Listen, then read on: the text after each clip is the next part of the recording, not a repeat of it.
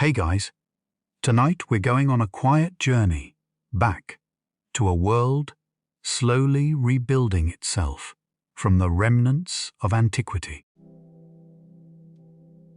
We find ourselves in the fading centuries following the collapse of the Western Roman Empire, a time when the great cities of the classical world gradually gave way to rural landscapes and dense, uncharted forests. Here, in the damp and fertile lands of Western Europe, the seeds of a new civilization were quietly being sown among scattered Frankish kingdoms and forgotten stone roads. The transition from the ancient world to the early Middle Ages was not marked by a sudden, dramatic shift, but rather by a slow, quiet fading. The grand stone villas that once dotted the countryside of Gaul were gradually abandoned, their hypercaust heating systems growing cold, their intricate mosaic floors slowly covered by drifting soil and creeping moss. The great Roman highways, once the bustling arteries of legions and imperial couriers, began to crack. Grass and wild herbs pushed through the paving stones, and without the central authority to maintain them, these roads faded into the landscape, becoming quiet paths used by local shepherds and migrating deer. In place of the sprawling stone architecture of the empire, a new aesthetic emerged, one born of the deep, ancient forests that covered the European continent. The early Franks were a people of the woods, and their lives were intrinsically tied to the timber that surrounded them. Life in this era was intensely local, rooted in the soil and the changing of the seasons. Villages were small, often consisting of just a few extended families, living in a cluster of timber-framed longhouses. These structures were marvels of practical engineering, built without iron nails, relying instead on the precise joining of massive oak beams. The walls were formed using a technique called wattle and daub, where woven branches of hazel or willow were thickly coated with a mixture of clay, earth, and animal hair to insulate against the biting winter winds. Roofs were steeply pitched and heavily thatched with river reeds or rye straw, creating a thick, waterproof layer that also provided a home for nesting birds. Inside these halls, there were no separate rooms. The space was shared, often with livestock brought indoors during the harshest months to provide additional body heat. At the center of the home lay the hearth, an open stone fire pit, whose smoke drifted upward to escape through a small hole in the roof. This fire was the heart of the household, burning continuously to provide warmth, light, and a means to cook the daily meals of barley porridge and root vegetables. The rhythm of the day was dictated entirely by the sun. Before dawn, as a thick, cold mist still clung to the river valleys, the village would begin to stir.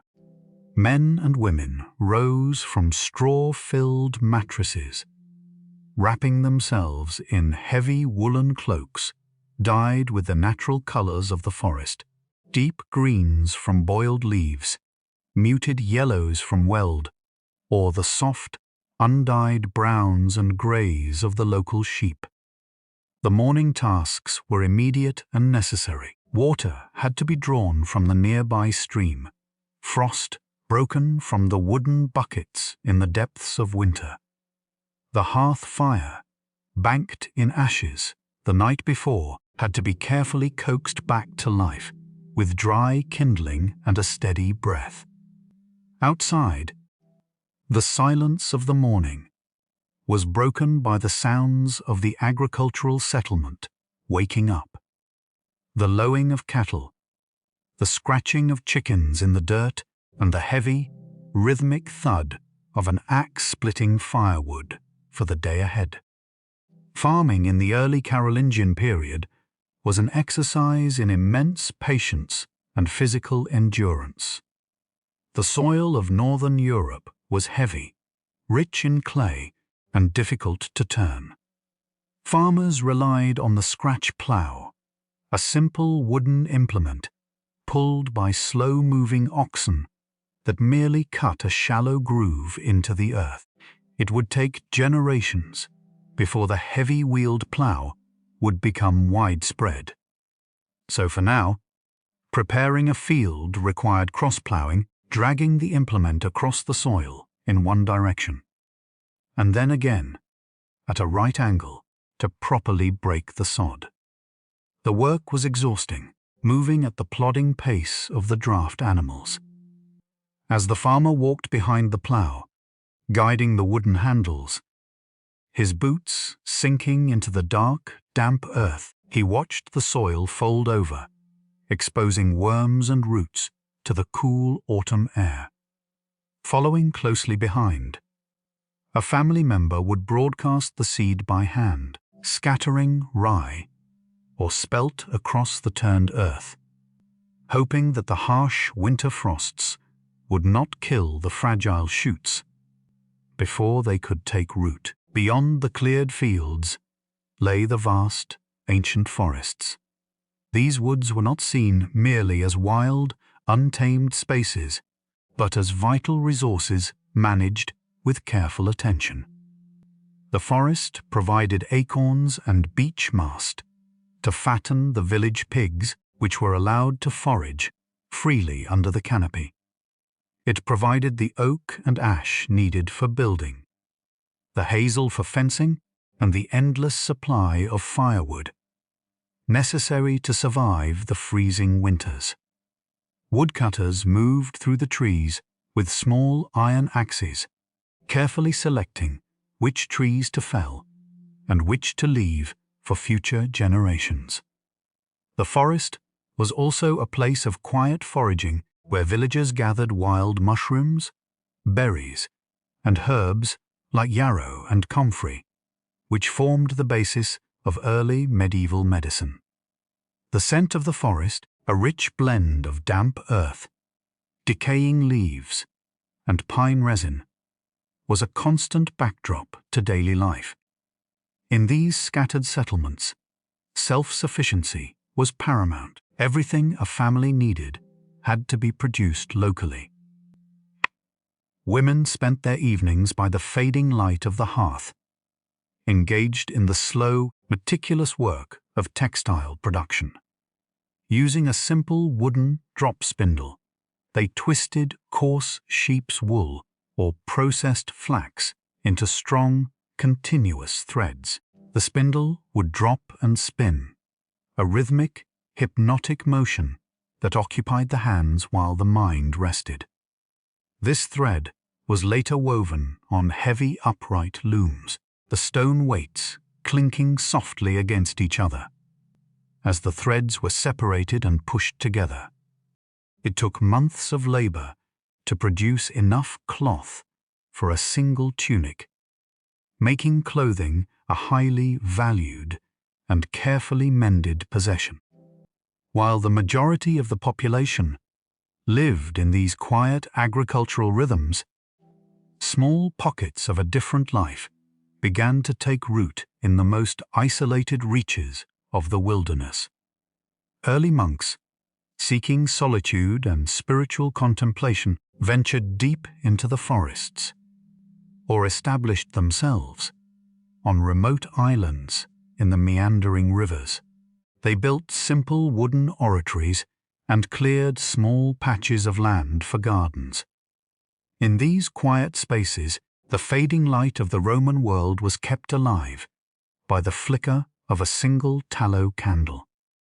Here, an individual monk might sit at a slanted wooden desk, carefully scraping a piece of dried animal skin with a pumice stone until it was smooth enough to accept ink.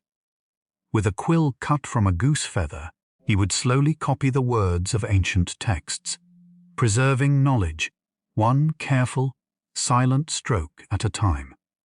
The world outside his window was one of deep, unbroken forest, and the struggles of early medieval survival. But inside the small cell, the rhythm of life was measured not by the seasons, but by the steady, meditative scratch of a pen. As the sun finally dipped below the horizon, casting long, dark shadows across the timber halls and the silent, ruined stone roads, the medieval landscape settled into a profound darkness. The only light came from the scattered hearth fires, glowing softly through the cracks in the wooden doors. The people of the early Frankish kingdoms retreated into the warmth of their homes, finding comfort in the shared heat of their families and the quiet safety of the enclosed walls. The night was a time for rest, for listening to the wind moving through the great oak branches outside, and for letting the slow, persistent work of building a new world wait for the dawn. The deep darkness of the winter night eventually gave way to the pale, fragile light of a frozen morning.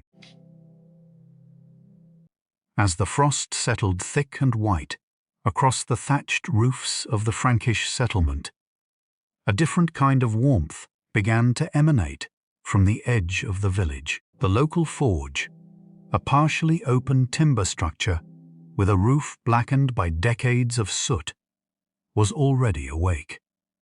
The blacksmith, a figure of vital importance to the survival of the community, stood before a raised stone hearth. He pulled rhythmically on the long wooden handles of the great leather bellows, forcing a steady stream of air into a bed of hardwood charcoal. The dull, lifeless grey embers suddenly flared into a blinding, intense orange, casting dancing shadows across the packed dirt floor. The smell of sulphur, wood smoke, and heated metal filled the frigid air. Using long iron tongs, the blacksmith reached into the heart of the fire and withdrew a glowing billet of iron. He placed it upon a heavy stone anvil. With a practiced rhythmic motion, he raised a heavy iron hammer and brought it down upon the glowing metal. The sharp, clear ring of the hammer, striking iron, echoed across the sleeping village, a steady, percussive heartbeat that signaled the beginning of the day's labor. Sparks flew into the air like fireflies before quickly fading into the cold.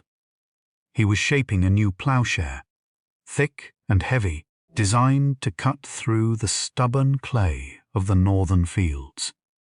It required immense patience, the metal cooling quickly in the winter air, forcing him to return it to the fire again and again. Each strike was deliberate, slowly drawing out the metal, thinning the edge, creating a tool that would endure seasons of punishing work in the soil. This ironwork was essential, for as the deep freeze of winter took hold, the survival of the village depended entirely on the preparations made during the fleeting days of autumn.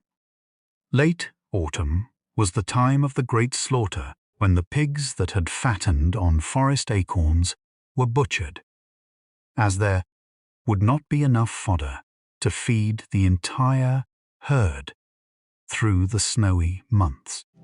Preserving this vital source of protein required large quantities of salt, a precious commodity that could not be gathered from the dense oak forests. It had to be brought in from the distant coastal pans or the deep mines far to the south.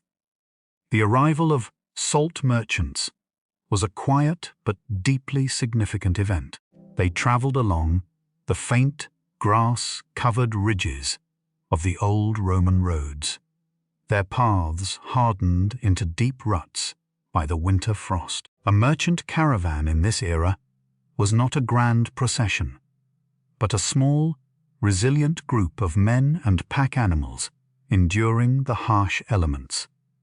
A merchant, wrapped tightly in a thick cloak of badger and wolf fur, his breath pluming in the freezing air, led a string of short, sturdy ponies. These animals were bred for endurance, their thick winter coats protecting them from the biting wind. Slung across their broad backs were heavy woven panniers, filled with coarse grey sea salt, tightly wrapped in oiled leather to protect it from the dampness of the snow. When the merchant arrived at the village, trading was a slow, deliberate process of barter. Coins of silver and gold were rare in these remote settlements, remnants of a bygone imperial economy. Instead, the merchant exchanged his precious salt for carefully cured animal hides, blocks of yellow beeswax harvested from forest hives, and thick, warm woolen cloth spun by the women of the village. This quiet exchange of goods slowly tied the isolated forest communities to a wider world, maintaining faint lifelines of trade that would, in the centuries to come, grow into the bustling merchant routes of the Carolingian Empire. Further down the river valley, where the water flowed with enough speed to resist the creeping ice, a relatively new sound joined the natural chorus of the rushing current. It was the deep, wooden groaning of a watermill, a technological marvel of the age, that was slowly transforming the daily labor of the people, often built and maintained by the growing networks of monastic communities. These mills were formidable structures of heavy timber and stone. Outside, a massive wooden wheel, its paddles slick with freezing water and hanging icicles, turned relentlessly under the force of the river. Inside the mill house, the air was thick with the sweet, dusty scent of ground grain. The immense power of the river was transferred through a series of wooden gears carved from dense apple or hawthorn wood, turning a massive, circular millstone against a stationary base stone. The miller, a man whose clothes and hair were perpetually dusted with a fine layer of white flour, carefully monitored the wooden hopper, ensuring a steady flow of dried barley and rye into the eye of the stone. The rhythmic rumble of the stones grinding together was a comforting sound, for it meant that the laborious, back-breaking work of grinding grain by hand using small stone querns was no longer necessary. In a matter of hours, the mill could produce more flour than a family could grind in a week, freeing hands for the countless other tasks of winter survival. Alongside the baking of bread, the monastic communities and larger estates dedicated significant effort to the brewing of ale, a beverage safer to drink than the often unpredictable river water. The process began in the malt house, where harvested barley was soaked in cold water until it began to sprout, tricking the grain into converting its complex starches into fermentable sugars. The grain was then spread across a stone floor and gently roasted over a low, smoky fire of peat or hardwood, halting the germination and imparting a deep, earthy flavor to the malt. The brewing itself was a slow, steaming process. The crushed malt was mixed with hot water in massive copper cauldrons or large wooden vats lined with heated stones, creating a sweet, thick liquid called wort. To balance the sweetness, brewers added a carefully guarded mixture of herbs, roots, and botanicals, gathered from the surrounding forests and monastic gardens, a blend known as Groot. This might include yarrow, bog myrtle, wild rosemary, and juniper berries, creating a complex, piney, and bitter profile long before the widespread use of hops. Storing this ale, along with preserved meats, fish, and imported wine, required the highly specialized craft of the cooper. The cooper was a master of wood and tension. Working entirely by eye and touch, he selected straight-grained oak, splitting it carefully with a froe and wooden mallet to preserve the natural strength of the fibers. The assembly of a barrel was a dance of heat and pressure. The cooper arranged the wooden staves upright inside an iron hoop, creating a flared, skirt-like structure. A small fire of oak shavings was lit inside the center, gently heating the wood, while the cooper swabbed the outside with water. The heat and steam softened the dense oak fibers, allowing the cooper to drive progressively tighter wooden hoops down the length of the barrel, slowly forcing the staves to bend and pull tightly together.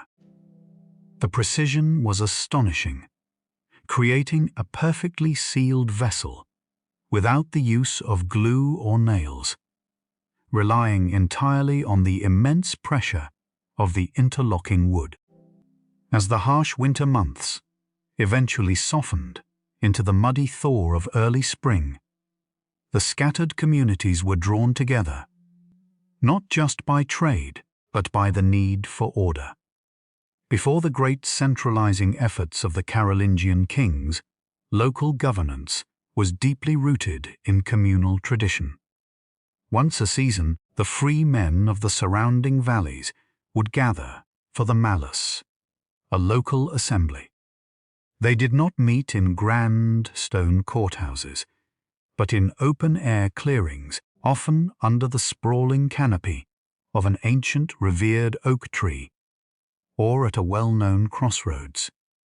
Here, wrapped in their cloaks against the damp spring chill, they stood in a large circle to resolve disputes.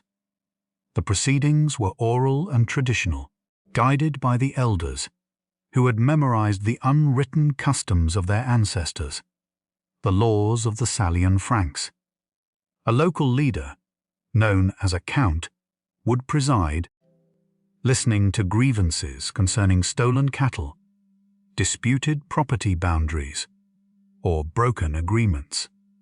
Fines were calculated meticulously in shillings and pence, often paid in livestock or goods rather than metal coin. It was a slow, deliberate system of justice, deeply personal and intertwined with the rhythms of rural life. Through these small, vital gatherings, the fragmented landscape of post-Roman Europe was slowly being stitched together. The rhythmic hammer of the blacksmith, the quiet arrival of the salt merchant, the turning of the river mill, and the solemn assembly under the oak tree were all foundational stones. They were the quiet, steady beats of a society organizing itself, preparing the ground for a time when new leaders would rise, bringing a vast administrative order to these scattered, resilient people.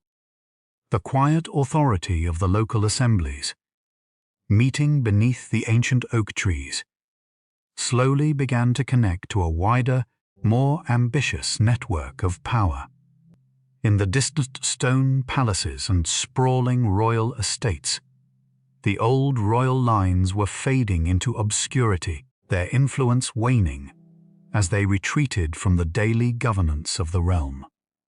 In their place, a new lineage of leaders emerged.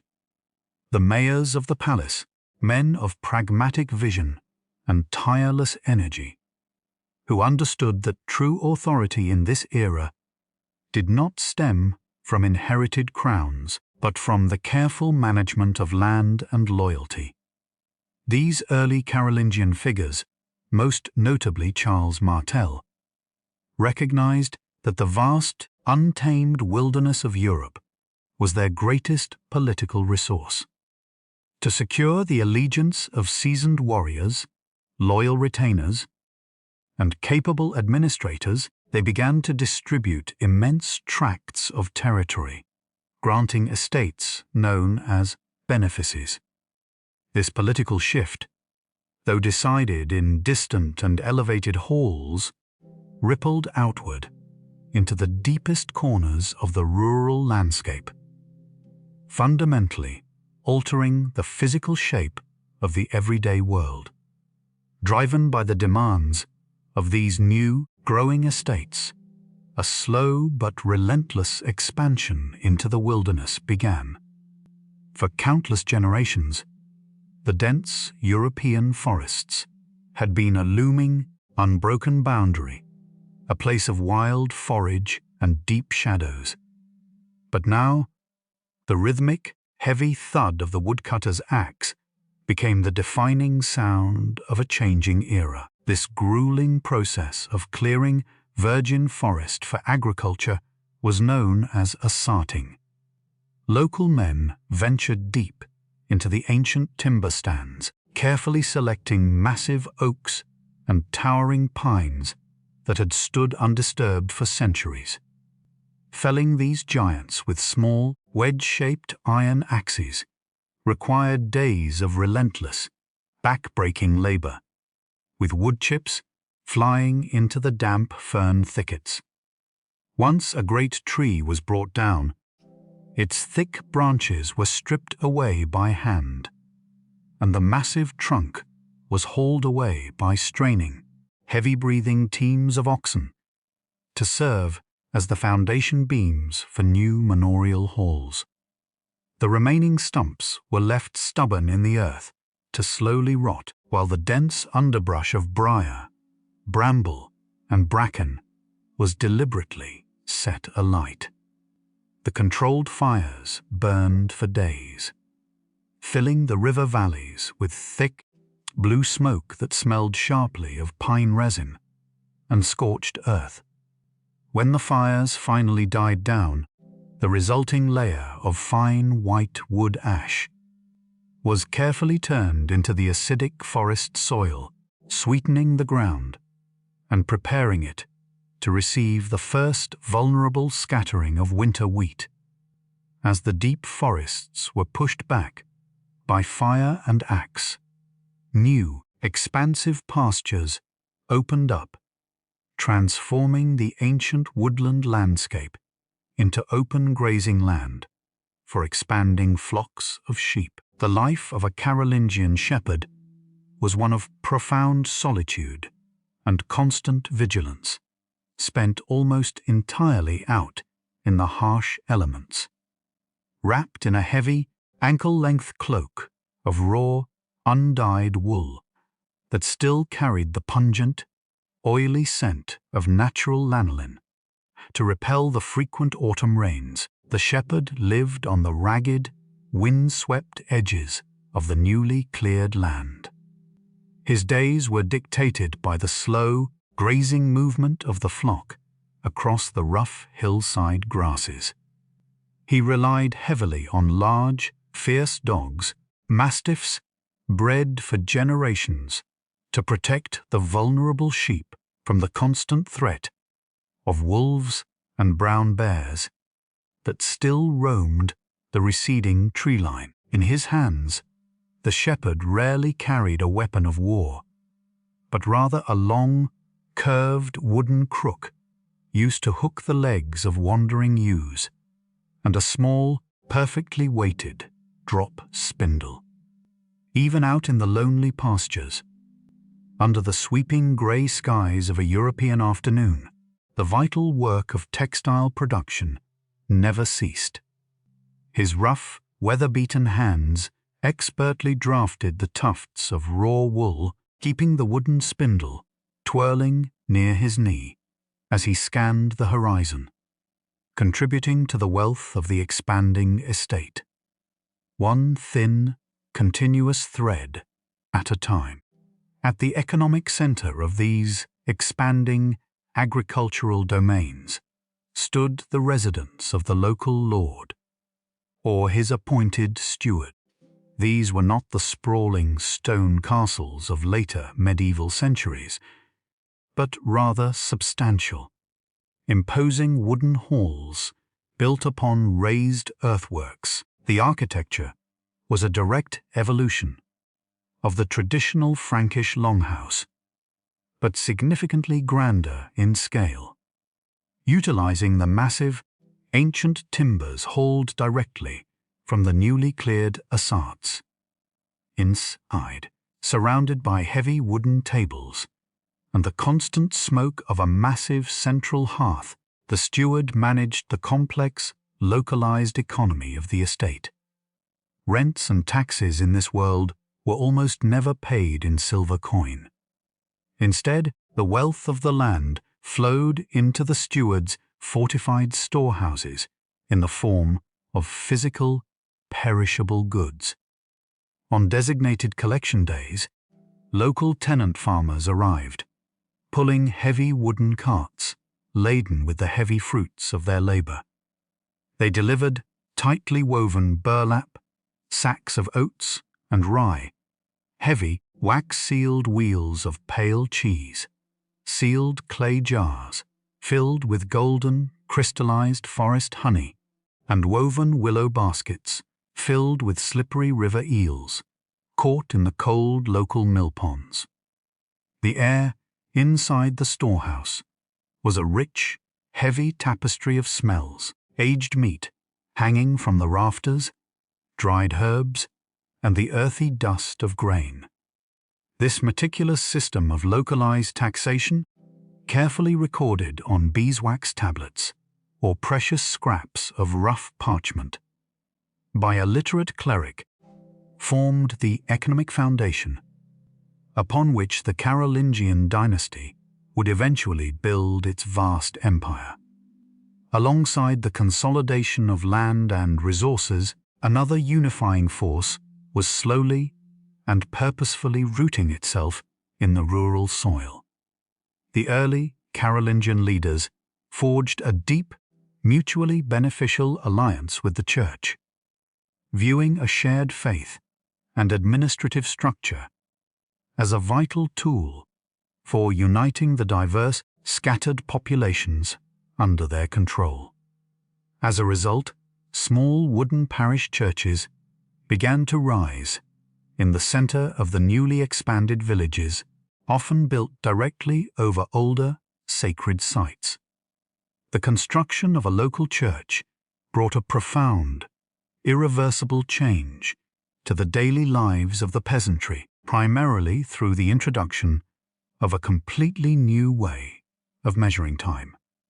High in the wooden belfry of these rural churches hung a single, small bronze bell. The casting of such a bell was a rare and highly technical event, requiring a traveling master founder to dig a deep casting pit directly in the village square. He would craft a complex, precise mold out of local river clay bound with horse dung, carefully baking it over a slow fire before pouring in the glowing, roaring molten alloy of copper and tin.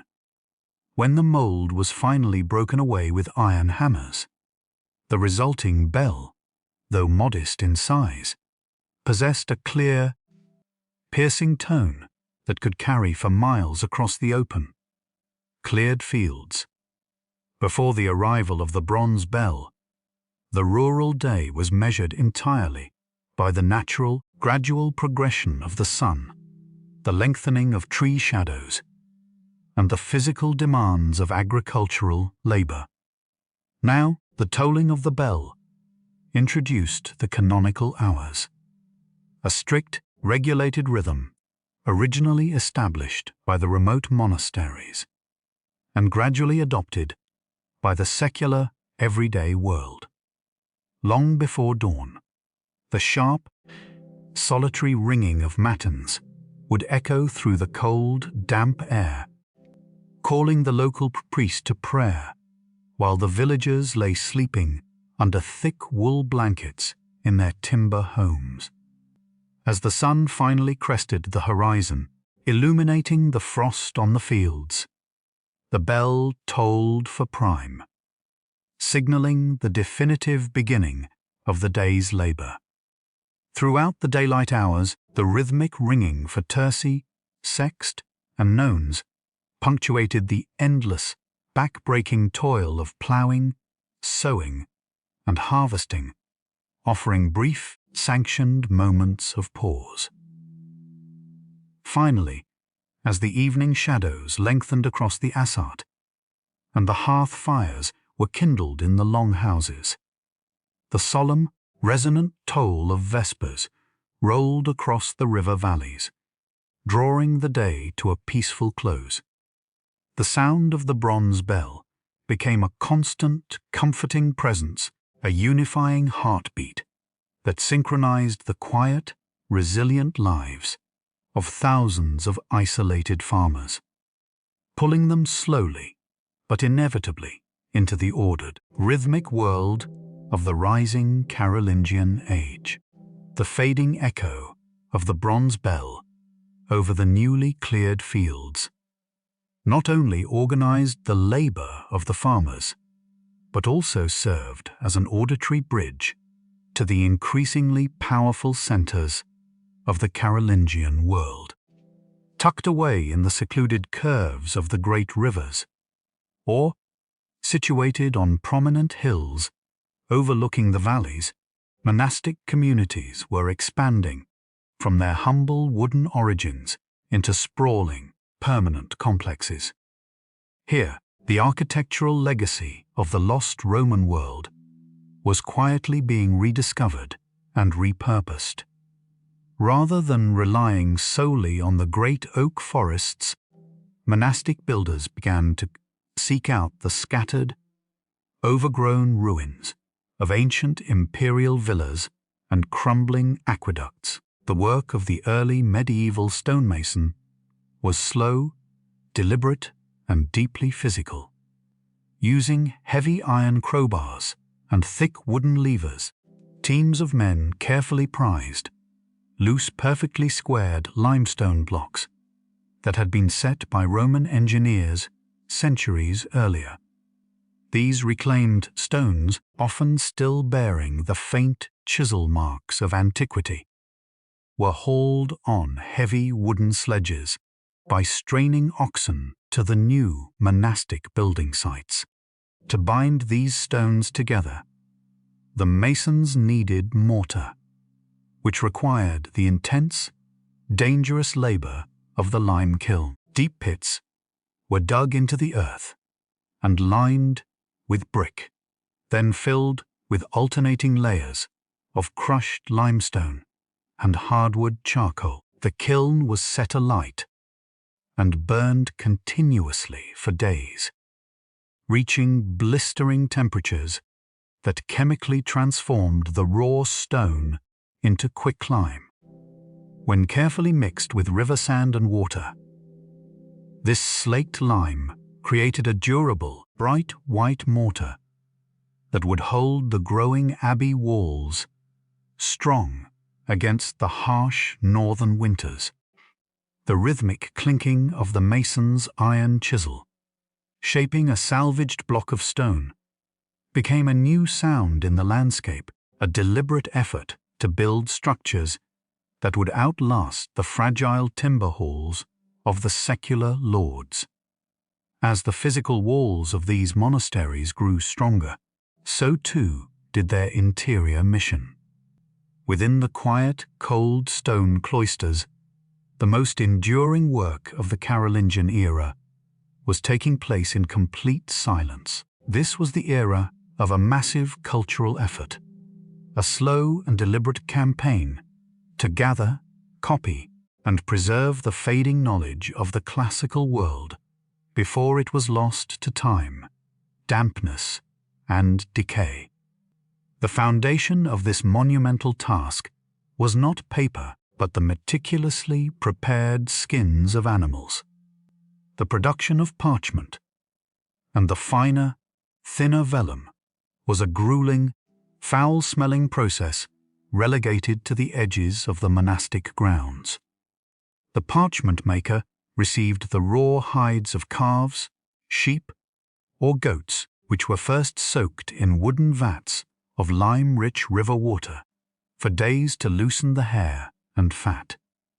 Once softened, the wet, heavy skin was stretched tightly across a large, circular wooden frame known as a hearse.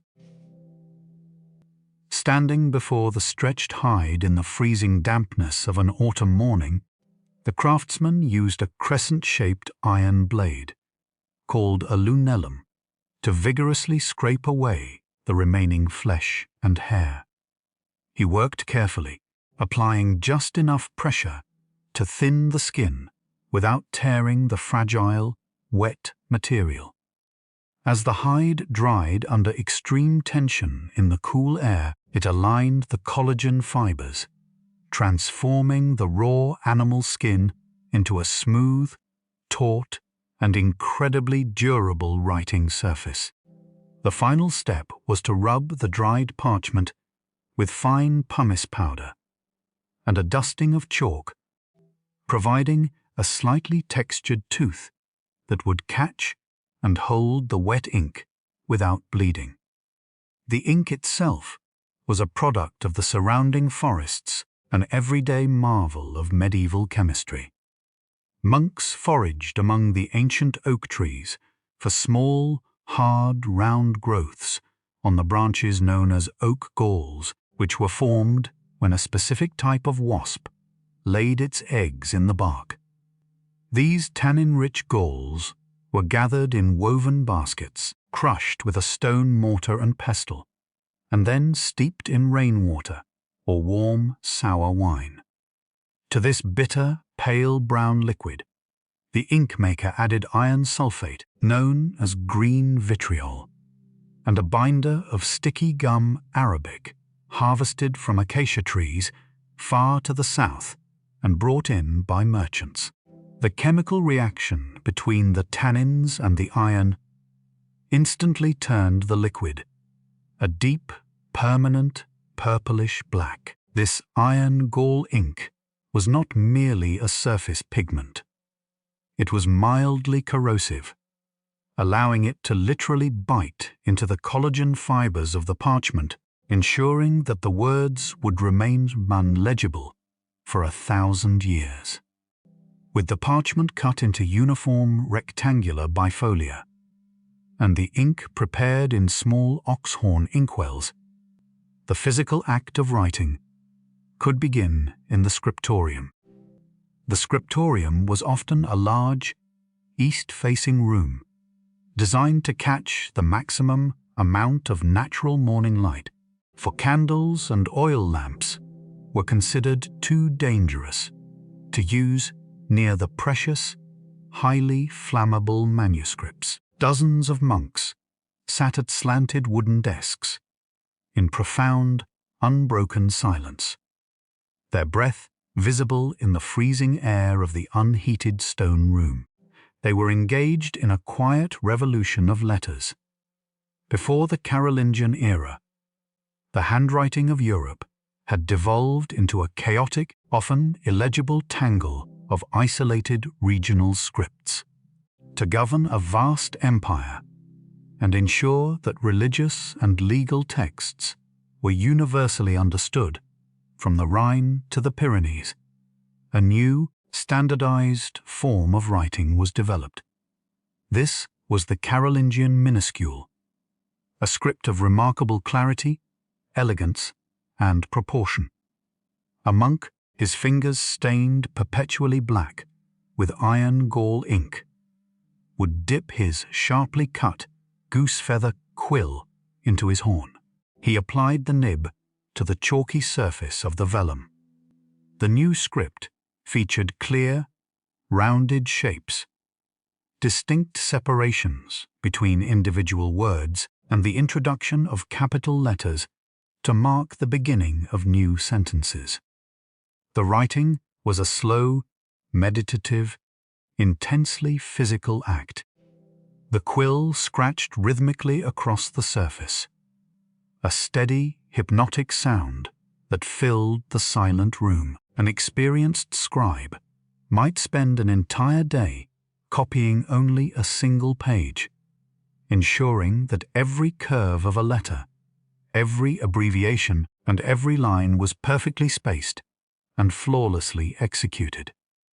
This quiet, patient labor in the freezing scriptoriums slowly built the administrative and intellectual foundation of Europe, saving ancient poetry, agricultural treatises, and the laws of the empire from complete oblivion.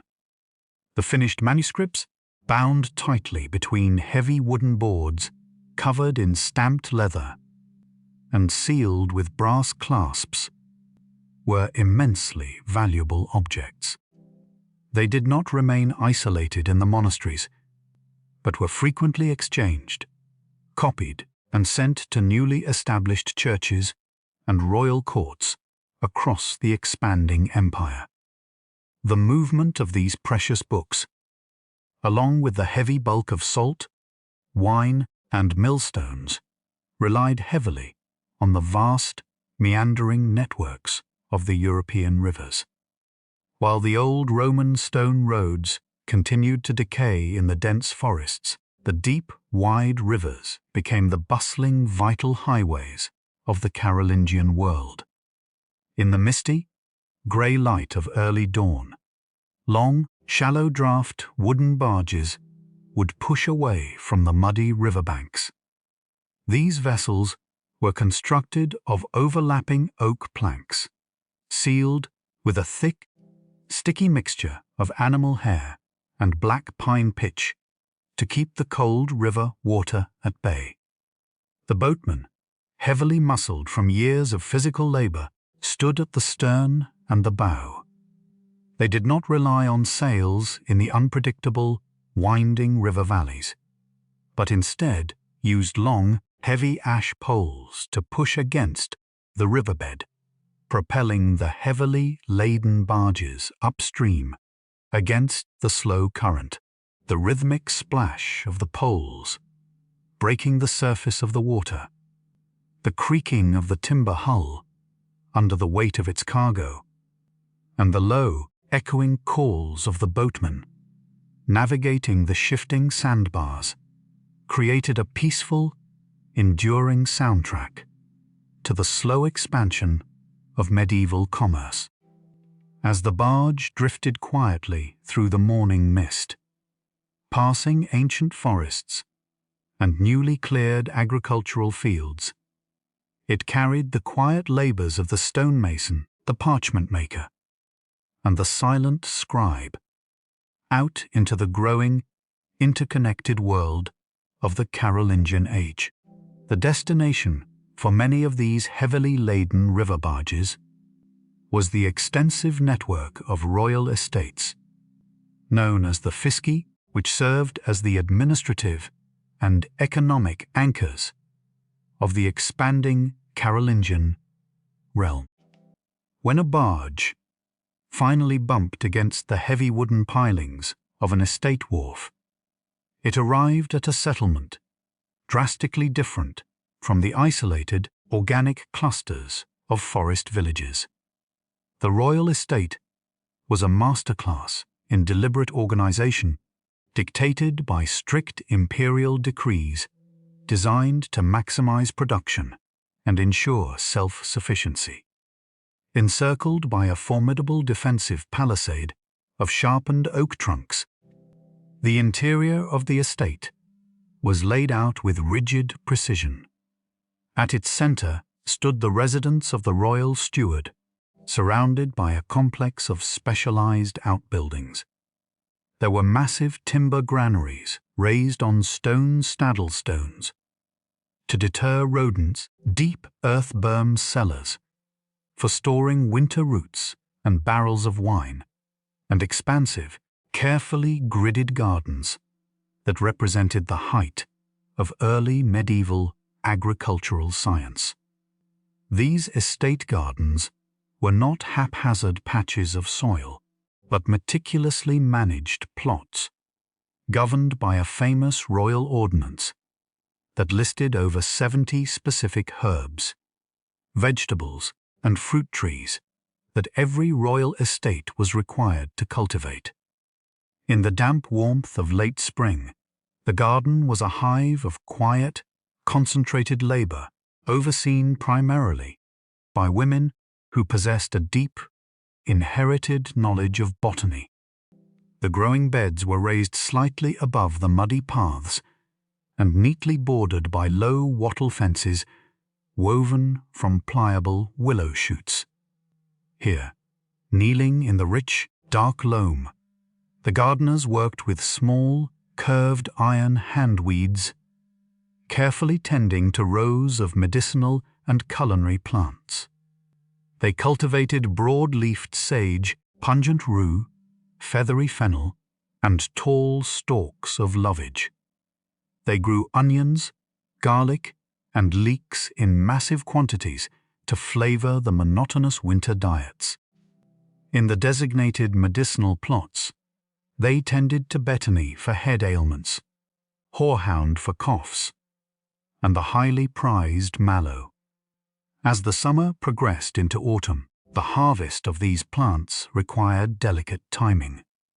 The women gathered the herbs in the dry mid-morning, just after the dew had evaporated, but before the intense midday sun could leach the essential oils from the leaves. The harvested bundles were tied with hemp twine and hung upside down in the dry, drafty rafters of specialized timber sheds. The interior of these sheds was overpowering, heavily perfumed with a dusty, concentrated mixture of drying mint, rosemary, and thyme, a vital apothecary suspended in the shadows. Located at a safe distance from the bustling pathways of the estate, usually near the edge of an apple or pear orchard, sat the apiary. Beekeeping was not merely a supplemental activity. It was an absolute necessity for the Carolingian economy. In an era completely devoid of refined sugar, honey was the sole source of intense sweetness, heavily relied upon for preserving fruits, brewing ale, and masking the flavor of salted meats. Equally important was the byproduct of the hive, beeswax. The estate beekeeper managed dozens of skeps, which were traditional, dome-shaped hives, tightly coiled and woven from long strands of dried rye straw, bound securely together with split strips of blackberry briar. When the time came to harvest the honey in late summer, the beekeeper approached the humming skeps, wearing a crude but effective protective hood made of coarse, loosely woven linen. He carried a small earthen pot containing a smoldering fire of damp pine needles and dried bracket fungus. He blew the thick, cool smoke gently into the entrance of the skep, disrupting the bees' chemical communication and inducing a calm, lethargic state. Lifting the heavy straw dome, he used a long, thin iron blade to carefully cut away the outer layers of honeycomb, leaving the central brood nest intact, so the colony could survive the coming winter. The processing of the harvest was sticky, meticulous work. The comb was crushed in large wooden vats, and the thick, golden honey was allowed to slowly drain through fine sieves woven from horsehair. The remaining crushed comb was then gathered and boiled in large copper cauldrons of water. As the liquid cooled, the pure, bright yellow beeswax floated to the surface and hardened into solid discs. This highly prized wax was destined for the scriptoriums and the church altars, as it burned with a bright, smokeless, and sweet-smelling flame. Unlike the foul, sputtering tallow candles made from rendered animal fat that illuminated the homes of the common peasants.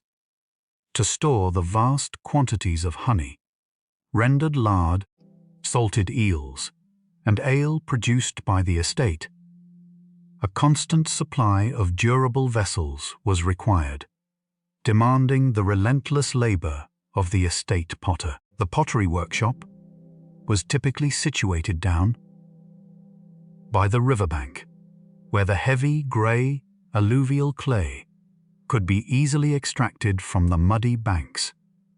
The process began with wedging, a grueling physical task, where the potter, often working barefoot in a shallow wooden trough, stomped rhythmically on the wet clay for hours.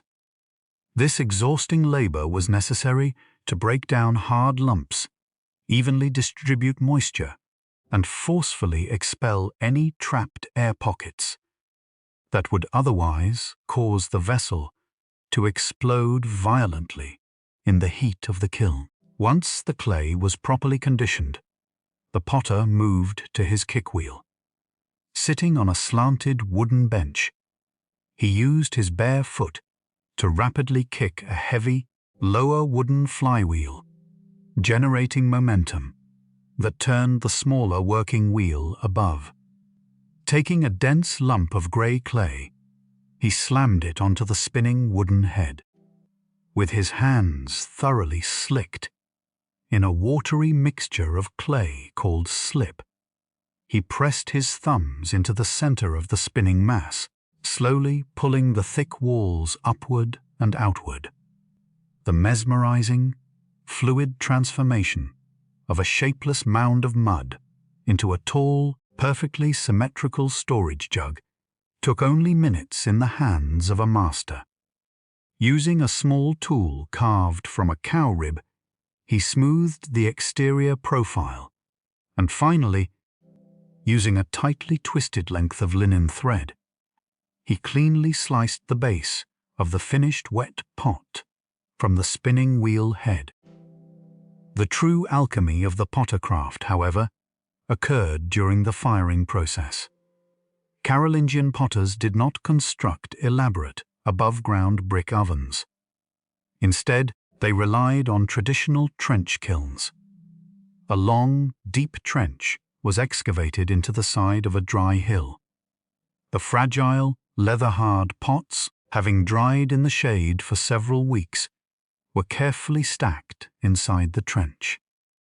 The potter then covered the mound of vessels with a thick, insulating layer of broken pottery shards, wet earth, and fresh green turf, leaving small draft holes at the base and a vent at the top. A fire of dry oak and hazel was ignited at the mouth of the trench. For 2 continuous days and nights, the potter obsessively monitored the fire, feeding the flames and adjusting the earth covering to control the intense internal heat. The temperature inside the buried mound eventually reached intense levels, chemically transforming the soft, fragile clay into permanent, stone-hard greyware. When the mound was finally allowed to cool and the baked earth was pulled away, the sharp, distinctive smell of wood ash and baked ceramic filled the air. These heavy, unglazed vessels were immediately pressed into service, hauled up to the estate storehouses, to be filled with the agricultural wealth of the season. While the river barges provided the primary arteries for moving this wealth, the expansion of the royal estates also necessitated the construction of reliable overland routes, which meant conquering the numerous, rushing tributaries and deep streams that fragmented the landscape. The construction of a timber bridge was a major engineering event that drew labor from across the surrounding valleys. The greatest challenge was not spanning the water, but securing a stable foundation in the muddy, shifting riverbed. This required the brutal, synchronized labor of pile driving. A temporary, precarious scaffolding of lashed timber was built extending out over the rushing water. Above this platform, a massive iron weight was suspended by thick hemp ropes looped through a heavy wooden pulley block. Below, a sharply pointed oak timber, hardened at the tip by charring it in a fire, was held vertically in the water by two men standing waist-deep in the freezing current. On the riverbank, a team of 10 strong men gripped the ends of the hemp ropes. A foreman called out a rhythmic, repetitive chant to synchronize their efforts. With a unified, straining heave, the men pulled the ropes, hauling the massive iron weight high into the air. At the peak of the chant, they simultaneously let go. The heavy weight plummeted down, slamming into the flat top of the oak pile with a concussive, echoing thud that reverberated through the dense forest. Again and again, hour after hour, the men hauled and released, slowly and violently, forcing the oak column deep into the bedrock of the river.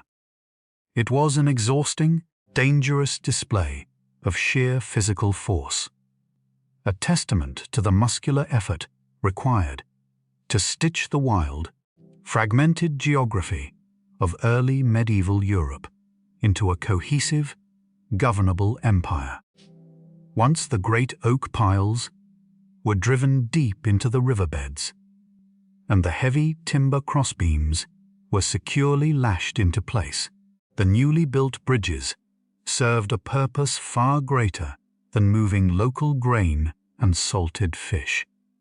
They became the vital, physical arteries through which the distant authority of the Carolingian emperors flowed outward into the deepest rural fringes of the realm.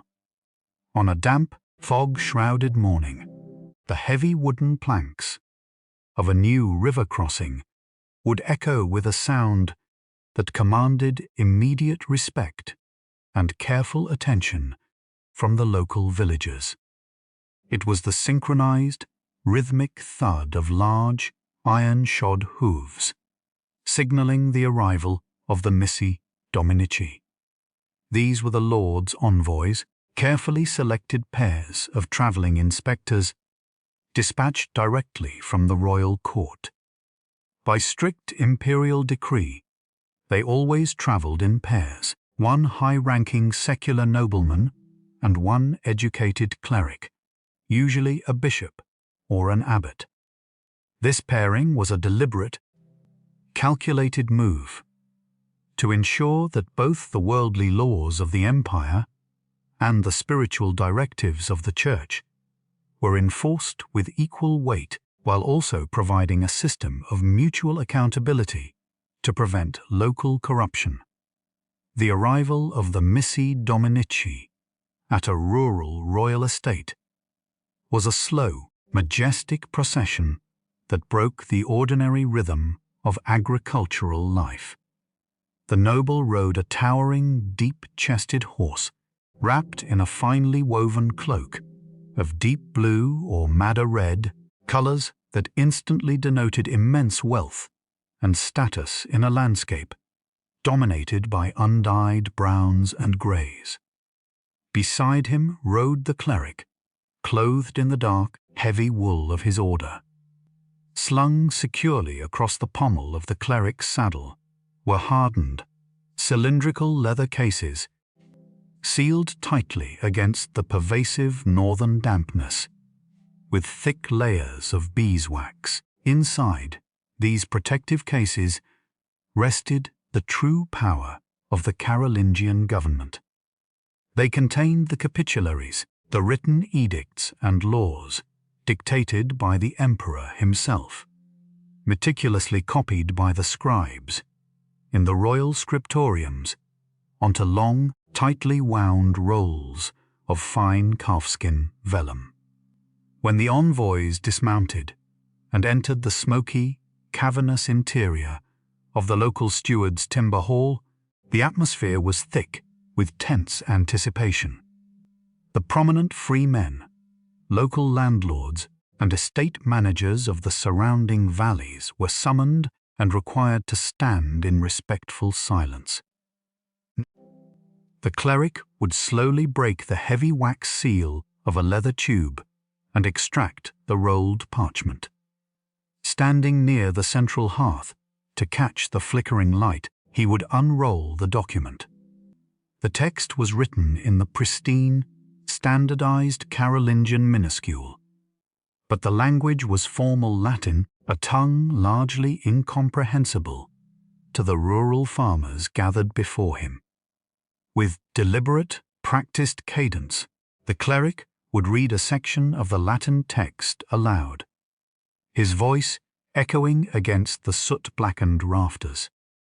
Immediately following, the secular nobleman would step forward and translate the imperial decrees into the rough, guttural Frankish vernacular of the region.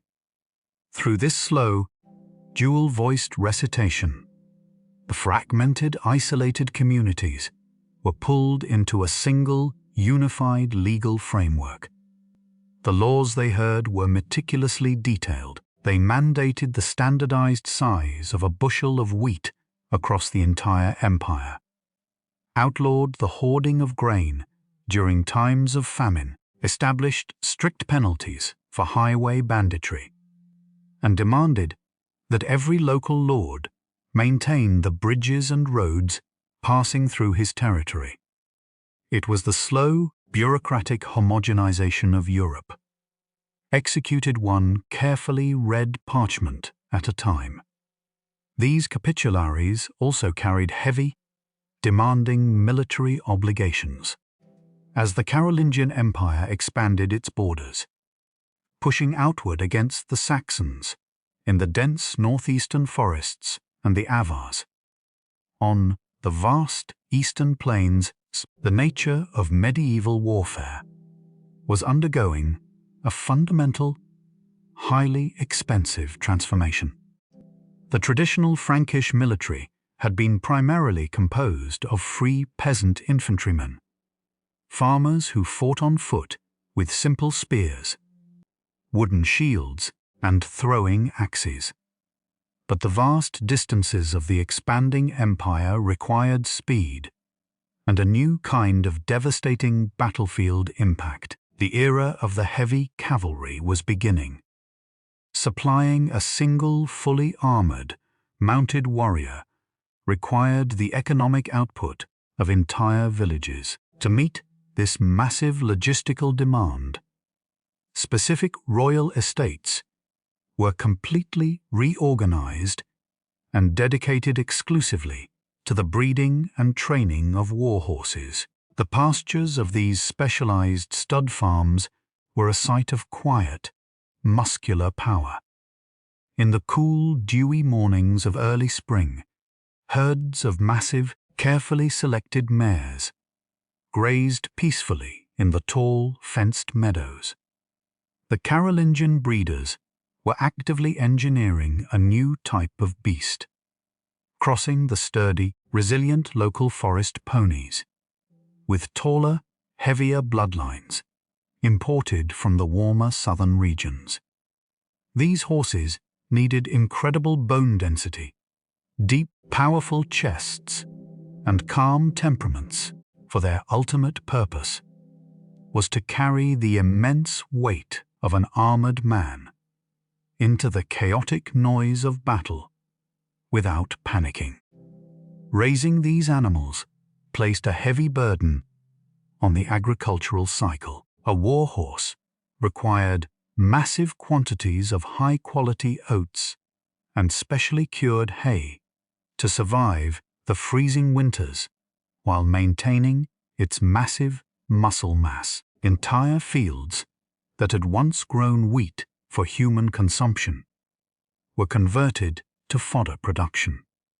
Grooms and trainers spent years working with the young stallions, teaching them to respond to subtle shifts in a rider's weight and the pressure of a rider's knees. For a cavalryman would need both hands free to wield his weapons. The weapons and armor demanded by these new elite riders spurred a quiet revolution in the sweltering, dark workshops of the estate armorers. The most vital and labor-intensive piece of equipment for a Carolingian cavalryman was the mail shirt, known as a hauberk. This was not the solid, rigid plate armor of later centuries, but a heavy, incredibly flexible garment constructed from thousands of interlocking iron rings.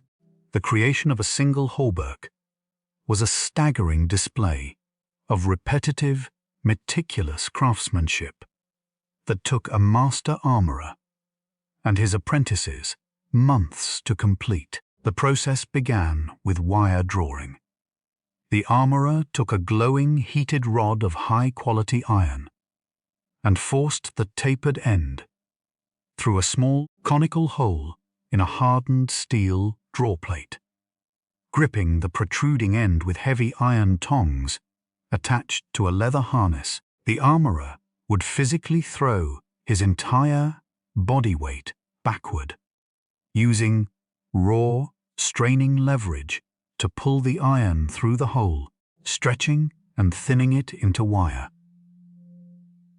This grueling process was repeated through progressively smaller holes until the wire reached the precise, uniform thickness required for armor.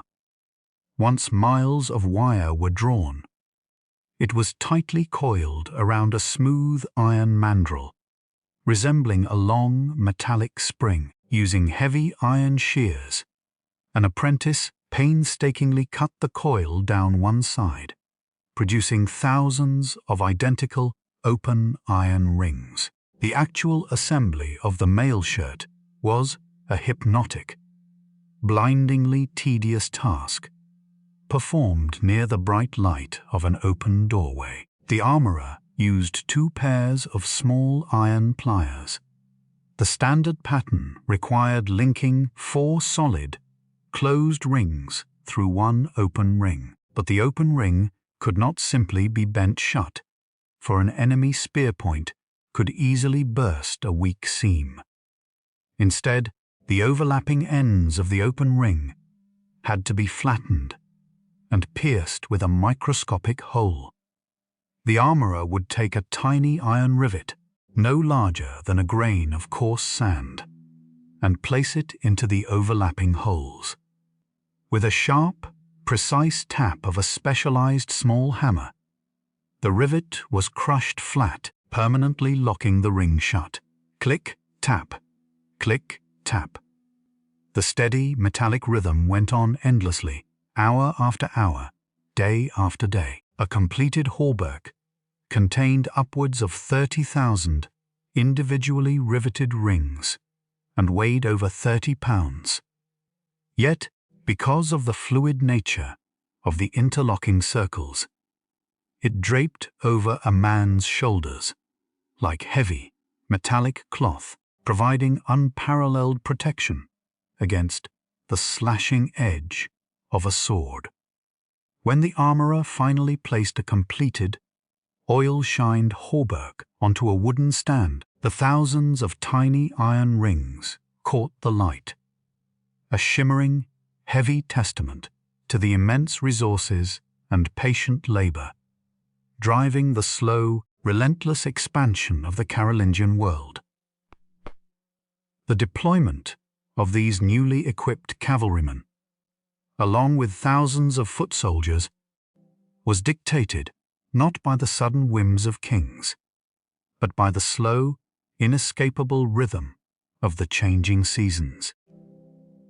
Military campaigns in the Carolingian era could not be sustained in the depths of winter or during the muddy thaws of early spring. The great host could only assemble in late May or early June, when the earthen roads had finally baked hard in the sun, and, most importantly, when the meadows along the marching routes were thick with enough fresh grass to sustain the immense herds of war horses, pack mules, and draft oxen.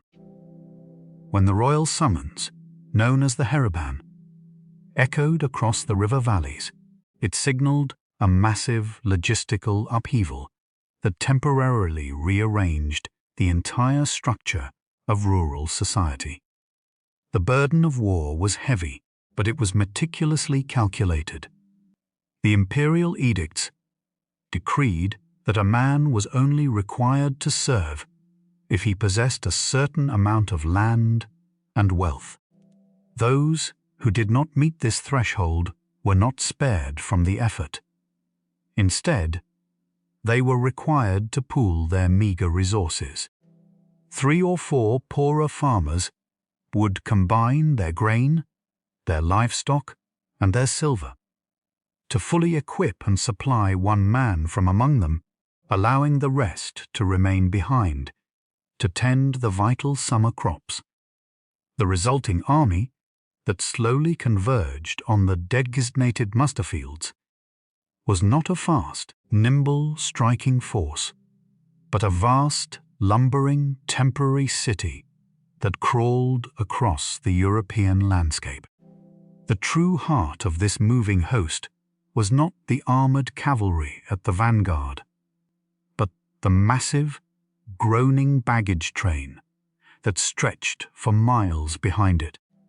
Without a centralized system of supply depots, the army had to carry almost everything it needed to survive the long march into hostile territory. Thousands of heavy wooden carts, pulled by pairs of plodding, wide-horned oxen, gouged deep ruts into the ancient dirt roads. These carts were marvels of rustic, heavy engineering. They did not have the delicate, spoked wheels of later centuries, which would have shattered under the immense weight and rough terrain. Instead, they rode on solid, circular discs, hewn from massive cross-sections of old-growth oak trunks, bound with thick iron tires shrunk into place by the estate blacksmiths. The axles were thick beams of ash, heavily lubricated with a thick, pungent mixture of rendered animal fat and dark pine tar to prevent the friction from setting the wood alight.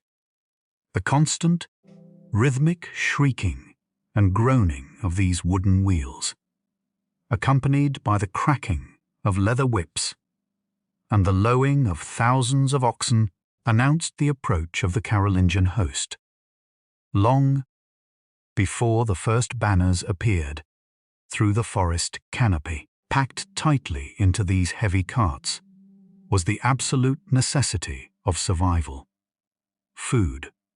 The army marched on a diet designed entirely for endurance and preservation. There were towering stacks of heavily salted pork, tightly woven sacks of dried peas and broad beans, and heavy, sealed wooden barrels of sour wine and weak ale. But the most vital provision was grain, because flour would quickly spoil or become infested with weevils.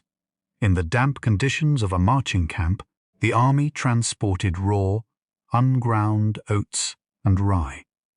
Consequently, every unit of men was required to carry a heavy, circular stone hand-quern. When the army finally halted its agonizingly slow progress in the late afternoon, the rhythmic, grinding scrape of thousands of these small stone mills, turning simultaneously, filled the air, a vast, percussive sound that rivaled the rushing of a river. The men mixed the coarse, freshly ground flour with water from local streams and baked flat, hard bread directly on flat stones, placed over their small campfires, producing a dense, highly durable ration that required strong teeth and a long soaking in broth to consume.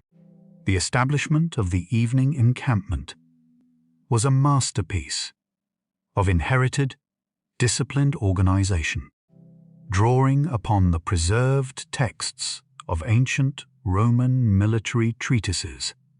The Carolingian commanders laid out their temporary settlements with rigid geometric precision. Before the main body of the army even arrived, advanced scouts and engineers would select a wide, defensible clearing, preferably near a reliable source of flowing water. They marked out a vast grid using taut linen ropes and wooden stakes. As the weary soldiers and the creaking baggage train filed into the clearing, every unit knew exactly where to establish their lines. Within hours, a bustling city of canvas, leather, and wood sprang up from the empty wilderness. Thousands of small, smoke-stained linen tents were pitched in perfectly straight rows, separated by wide avenues, designed to allow the rapid movement of men and horses in the event of a sudden night attack. In the center of this sprawling grid stood the expansive, brightly dyed pavilions of the nobles and commanders, surrounded by the tethered lines of the precious war horses, who contentedly chewed their rations of oats from long, woven willow baskets. As night fell over the sprawling encampment, the atmosphere shifted from the chaotic noise of arrival to a low, steady murmur of communal survival. The darkness was pushed back by the warm, flickering orange glow of countless small campfires dotting the valley floor like a fallen constellation. The air grew thick with a complex, heavy tapestry of scents. The roasting of salt meat, the sharp tang of wood smoke, the sweat of thousands of unwashed men and animals, and the distinctive, acrid smell of hot iron as field armorers worked late into the night. Beside their fires, men sat on damp logs or rolled blankets, using small whetstones to carefully hone the edges of their iron-throwing axes and broadswords. The sharp, metallic rasping of stone on steel blended with the low murmurs of Frankish dialects, as men from disparate valleys shared food and quiet stories of their distant homes. At the edges of the camp, heavily armed sentries walked their slow, deliberate patrols, their breath pluming in the cooling night air, their eyes scanning the deep, unbroken wall of the dark forest that surrounded them. Yet, even in the heart of this massive military machine, the quiet, persistent pulse of the Carolingian cultural and spiritual mission remained deeply embedded. The army did not march alone. It was accompanied by a vast retinue of clerics, monks, and high-ranking bishops. For the Carolingian emperors, political expansion and religious conversion were indistinguishable goals, particularly during the decades-long, grueling campaigns deep into the dense pagan forests of Saxony. In the very center of the encampment, securely guarded and treated with immense reverence, stood the portable field altars and the royal reliquaries. Inside a specialized, heavily guarded tent, a priest would carefully unpack these sacred objects by the light of a single beeswax candle.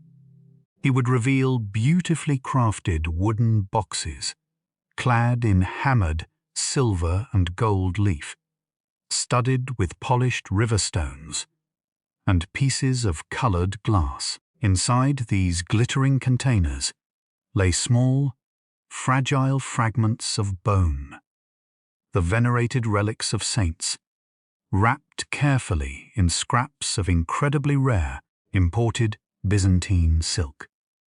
In the deep silence of the night, long after the soldiers had fallen into an exhausted sleep beneath their woolen cloaks, the low, melodic chanting of the clerics would drift through the camp.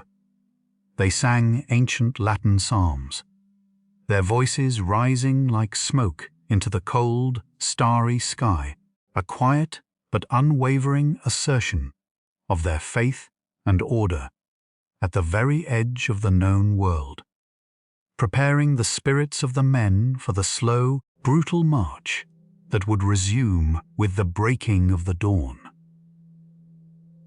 When the pale light of dawn finally broke through the dense canopy of the eastern forests, the vast Carolingian encampment dissolved with the same practiced efficiency that had built it the night before. The canvas tents were struck, folded cold and damp with morning dew, and loaded back into the heavy ox carts. The army moved forward, leaving the relative safety of the known river valleys and plunging into a landscape that felt ancient, hostile, and deeply unfamiliar. Here, the comforting ghosts of Roman engineering were completely absent. There were no fading stone roads to guide the heavy baggage train, only narrow, winding animal trails and the muddy banks of uncharted streams. The march slowed to a grueling crawl. Pioneers armed with heavy iron axes and thick wooden wedges were forced to march ahead of the main column, painstakingly widening the paths by hacking through centuries of dense undergrowth and felling ancient trees, just to allow the wide, solid wheels of the supply carts to pass.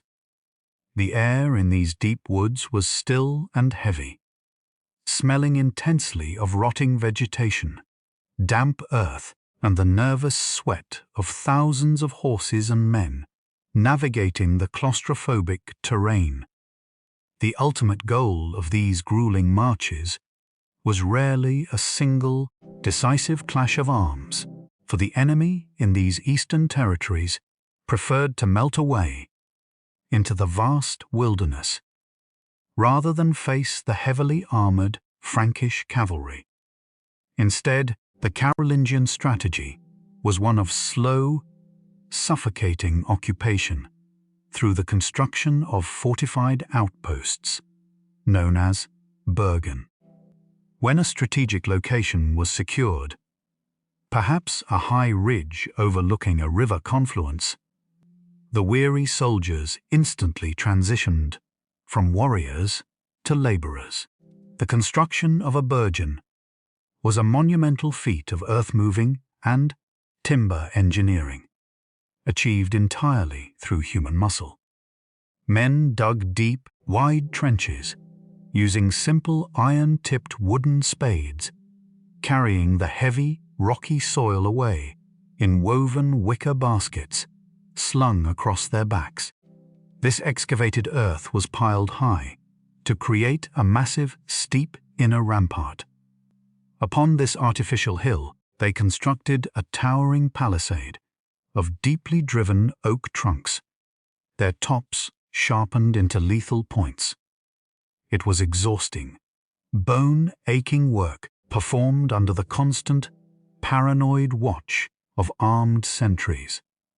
For the surrounding forests were always watching, waiting for a moment of weakness. As autumn turned bitterly cold and the heavy grey skies threatened the first snows, the main body of the army would eventually retreat toward the Frankish heartlands, leaving behind small, isolated garrisons to hold the newly built timber fortresses.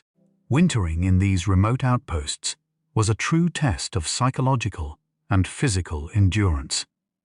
The men lived in cramped, smoke-filled wooden barracks built against the inner walls of the palisade. Their world shrank to the perimeter of the earthworks. The vital supply of grain and salted meat, left by the departing army, had to be meticulously rationed by the garrison commander, for there would be no relief or resupply until the spring thaws, months away.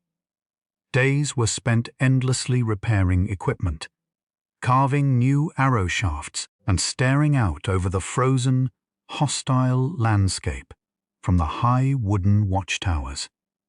The intense isolation was palpable, a heavy silence, broken only by the howling of the winter wind through the bare branches and the distant, unsettling calls of wolves traversing the snow-covered valleys.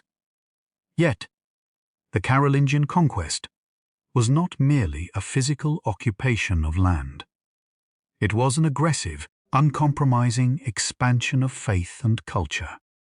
In the immediate wake of the armies, sometimes even while the garrisons were still under construction, small groups of determined monks and missionaries arrived in the newly claimed territories. Their task was to permanently alter the spiritual landscape of the conquered peoples. They did not build with towering earthworks, but with modest timber and thatch, raising the first small Christian churches directly atop the ancient sacred groves and venerated springs of the pagan populations.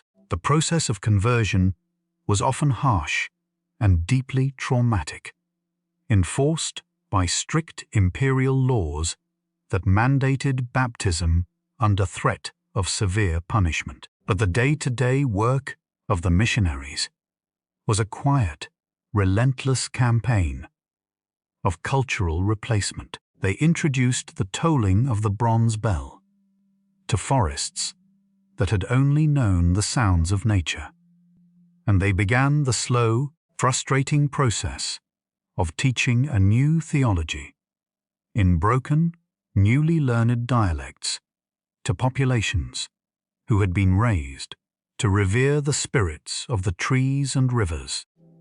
While these brutal, freezing struggles played out on the dark edges of the continent, the immense scale of the Carolingian project was beginning to attract the attention of empires far beyond the borders of Europe. Deep in the safety of the Frankish heartland, within the sprawling stone complexes of the royal winter palaces, a vastly different scene was unfolding.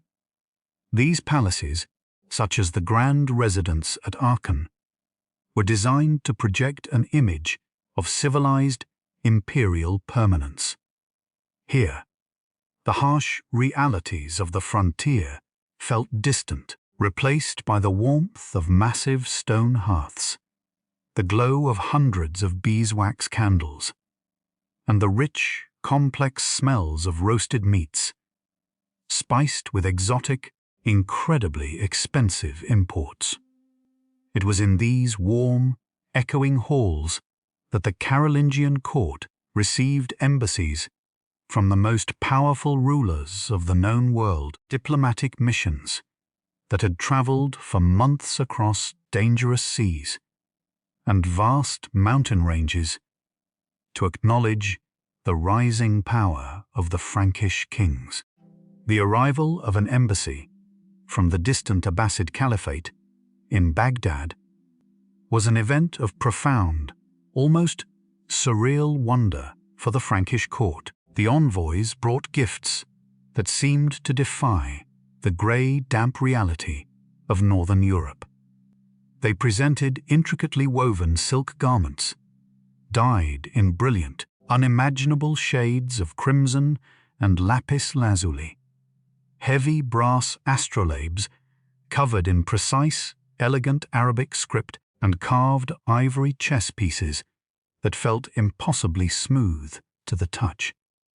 The air in the palace filled with the intoxicating, sharp scents of myrrh, frankincense, cinnamon, and pepper, commodities so valuable they were weighed on tiny, precise scales and kept under lock and key in the royal treasury. But the most astonishing gift of all was a living creature, a massive Asian elephant named Abul Abbas.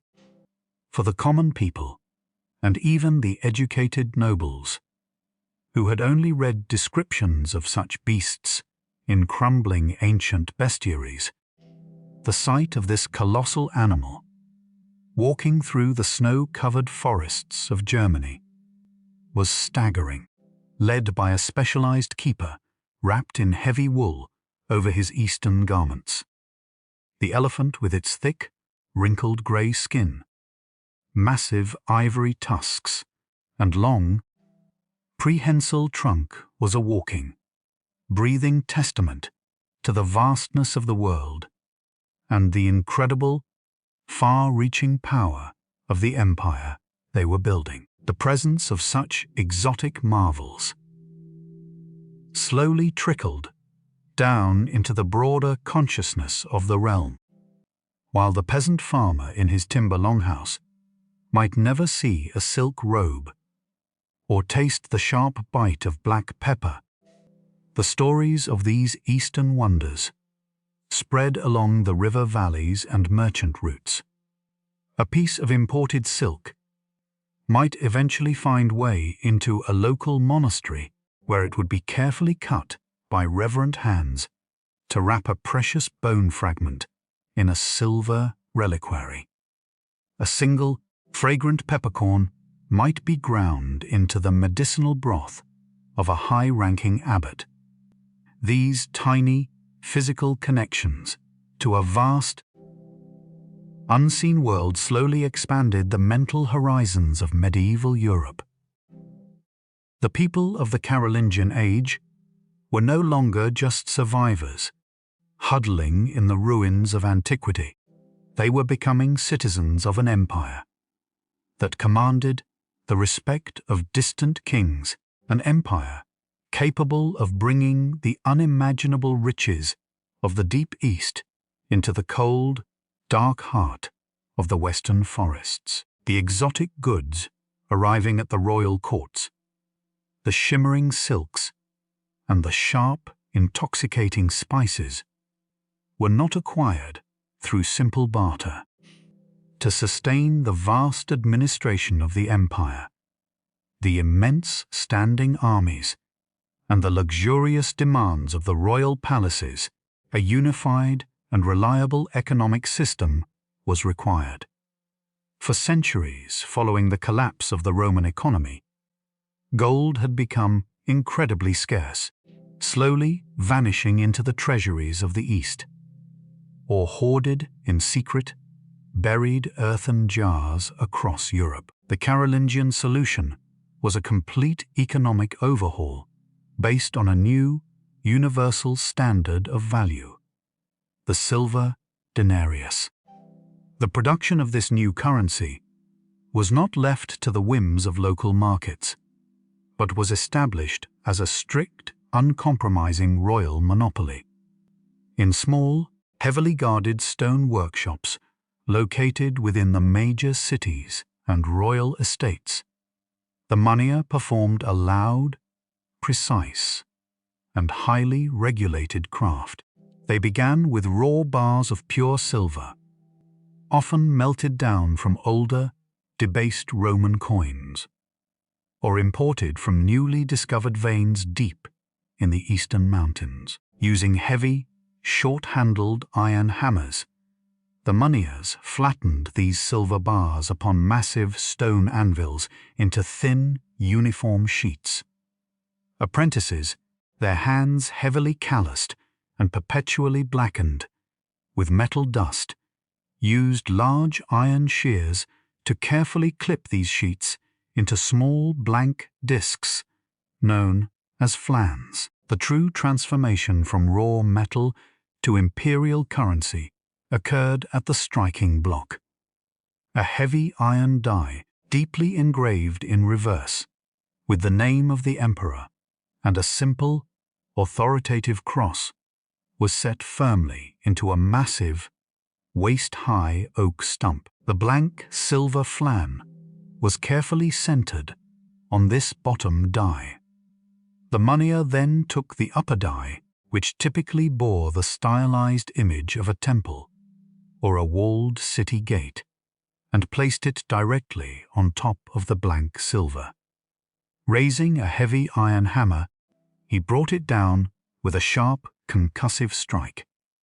The immense, sudden pressure forced the cold silver to flow outward, pressing deeply into the engraved recesses of both iron dies simultaneously. The resulting coin was thin, barely the size of a man's thumbnail, yet it carried the absolute authority of the realm. The moneyer would inspect the coin, dropping it onto a stone slab, and listening for the clear, high-pitched ring that indicated pure silver, before tossing it into a woven wicker basket. This small, bright piece of silver fundamentally changed the daily rhythms of survival.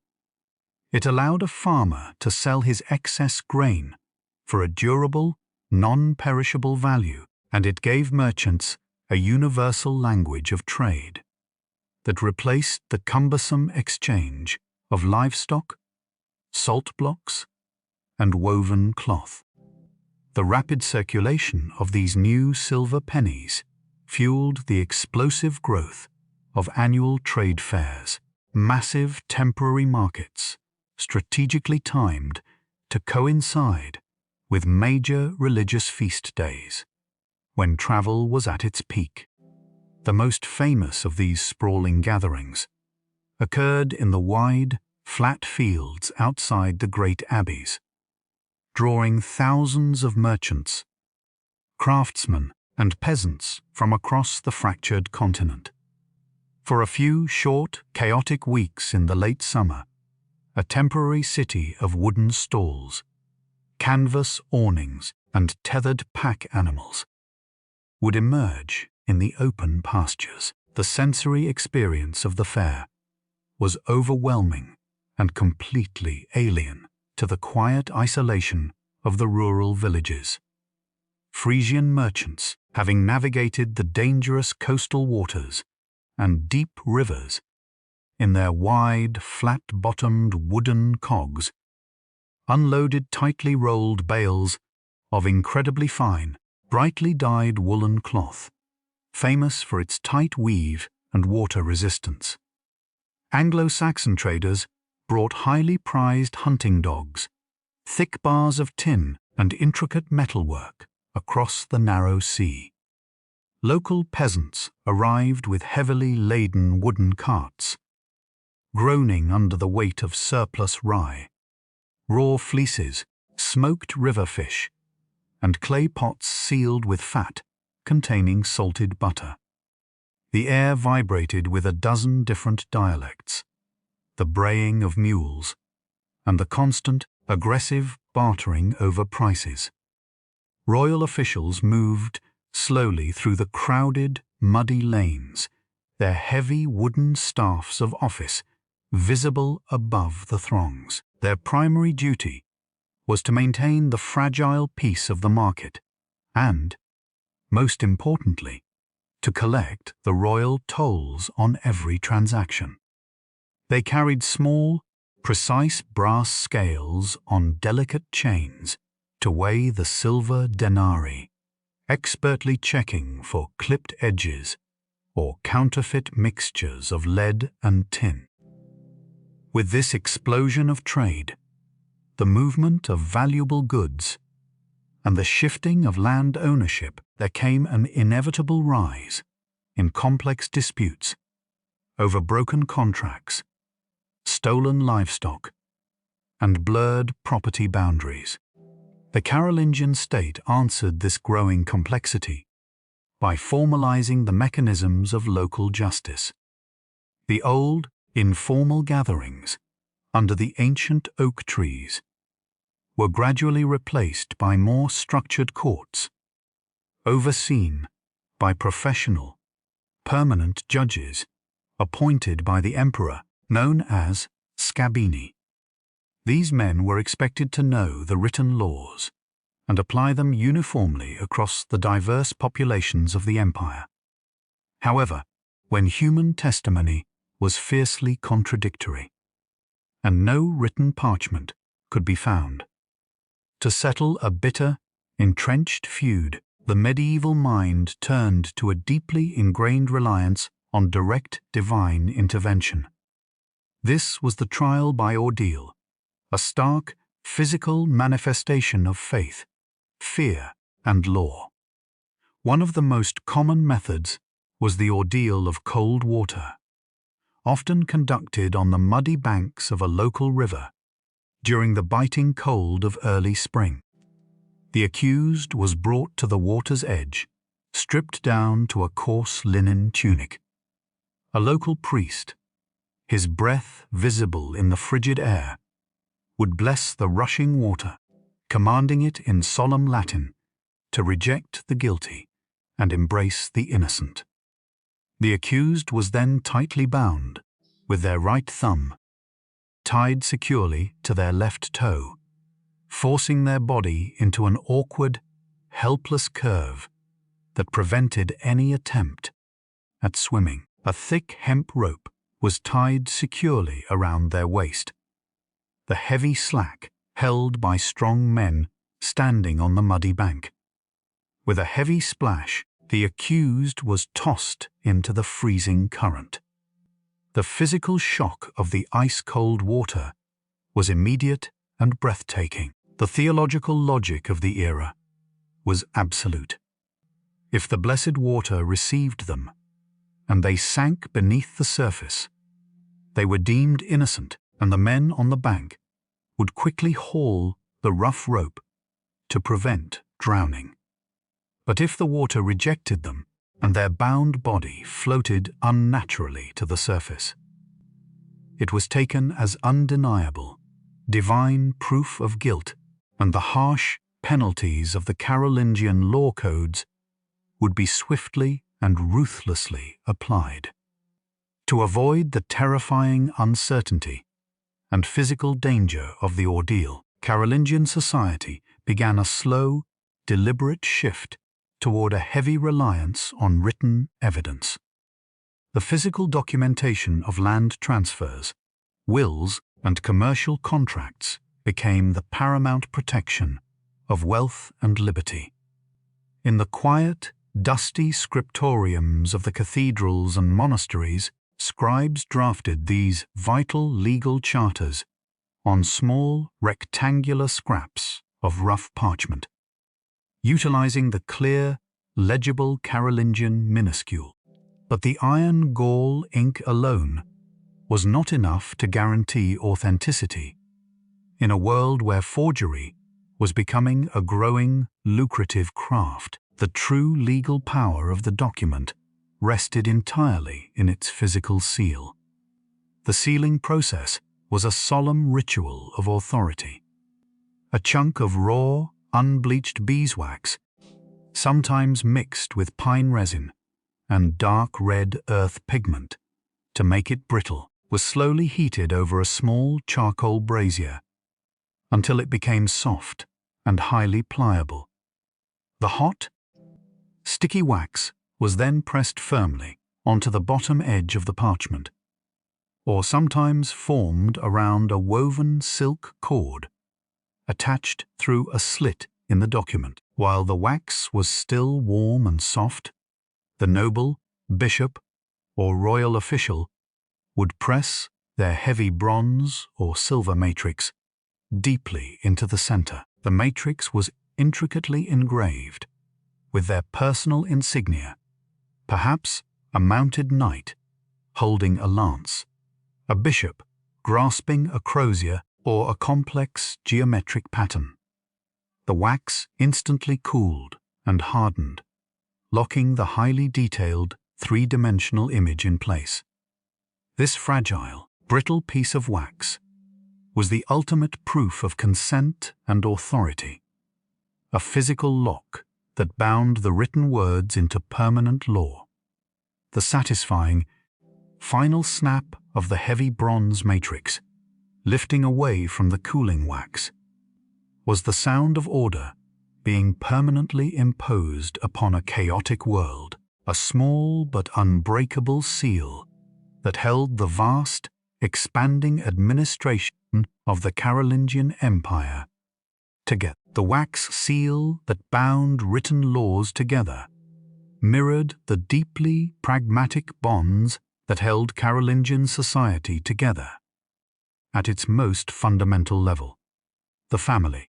In this sprawling agrarian world, marriage was rarely a matter of sudden romance or secret elopements. It was a serious, deeply calculated alliance of survival, land, and labor. When two peasant families decided to join their households, the careful negotiations took place during the slow, dark evenings of winter, seated around the central hearth fire, where the crackling of dry oak punctuated the long, deliberate pauses in conversation. They discussed the exchange of vital resources necessary to start a new household. It might involve the transfer of a strong plough ox, a few highly valued breeding pigs, or the inherited rights to a specific patch of cleared forest for gathering firewood. For the nobility, these arrangements were vast diplomatic treaties involving tracts of land and hundreds of peasant laborers. But regardless of status, the core tradition remained deeply Frankish. On the morning after the wedding night, the husband was required to present his new wife with the morning gift. This was a formalized, public transfer of property, often livestock or a small parcel of land, which became her exclusive possession. It was a pragmatic custom intended to support her in the highly likely event of early widowhood.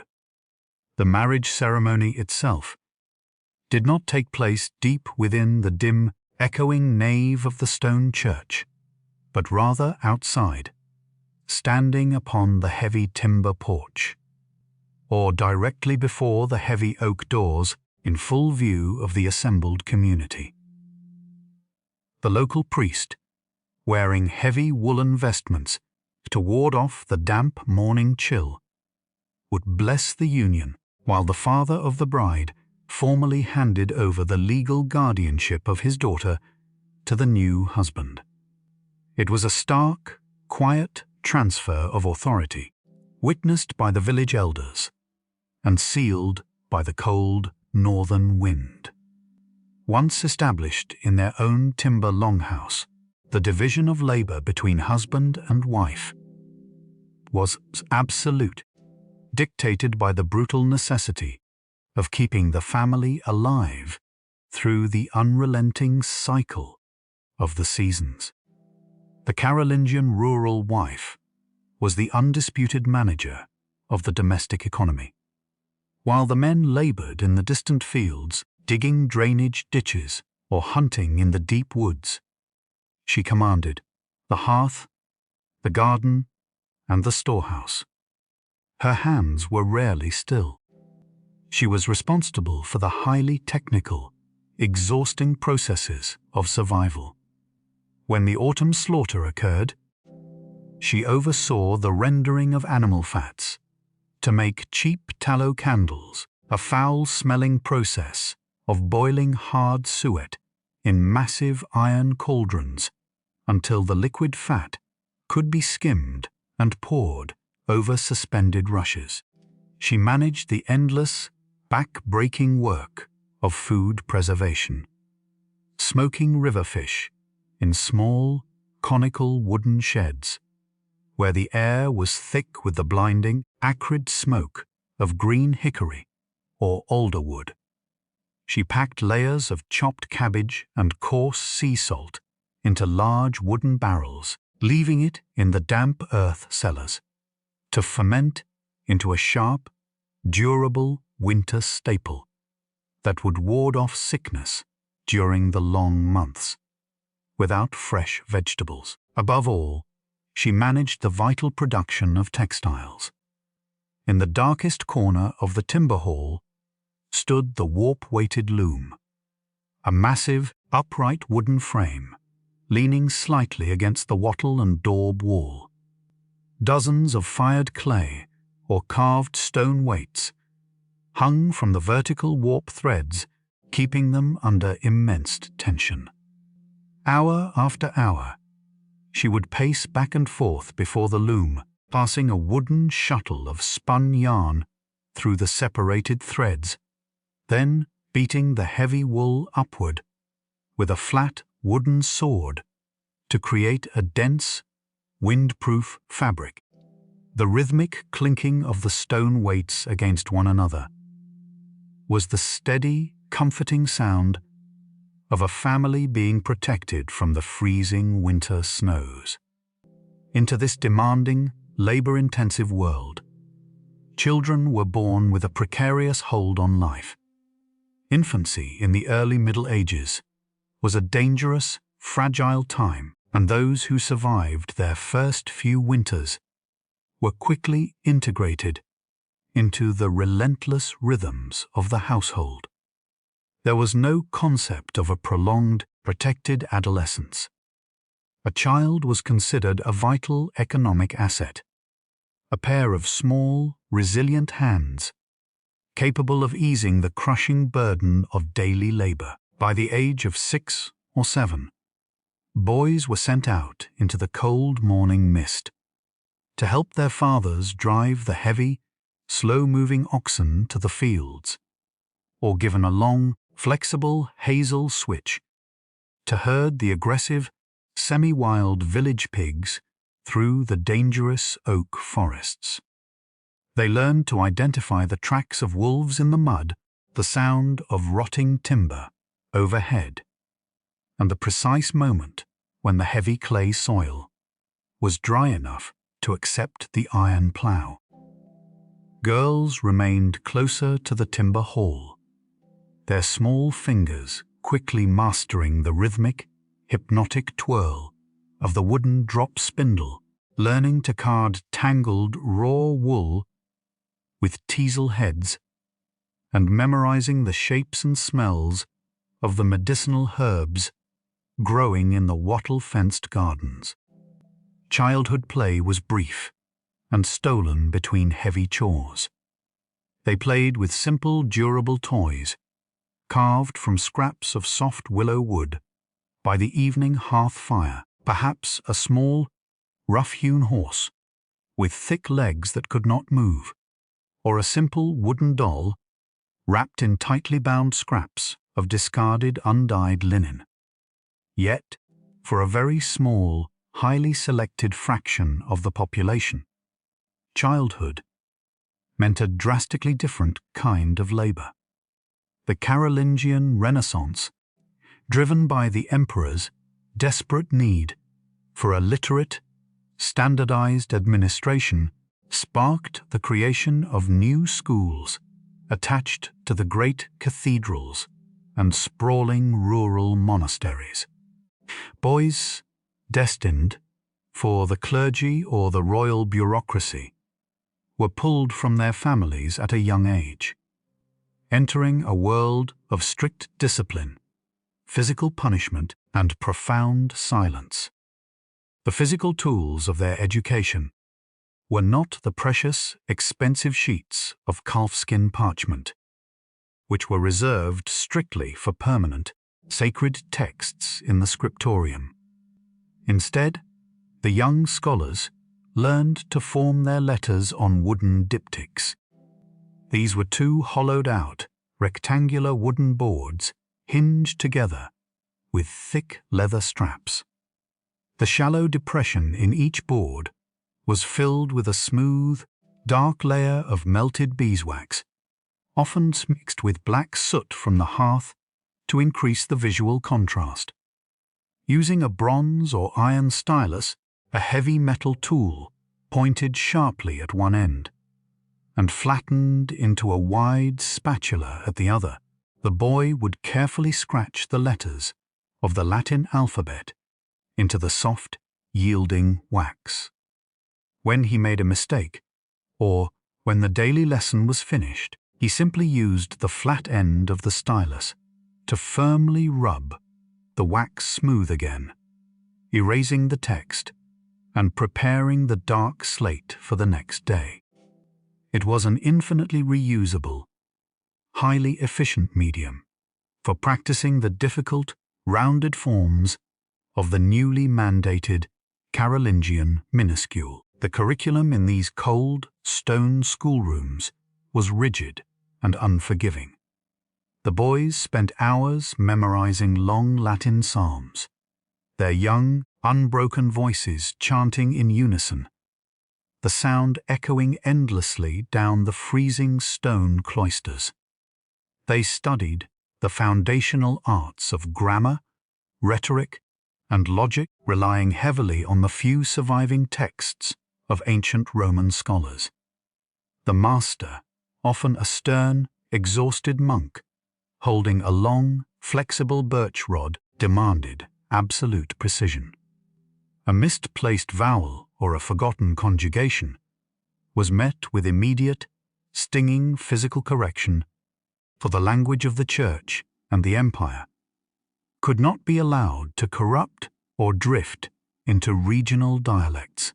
As the boys grew older and their handwriting became flawless in the wax, they progressed to studying arithmetic, geometry, music, and the slow, complex movements of the stars. This astronomical knowledge was not merely theoretical curiosity.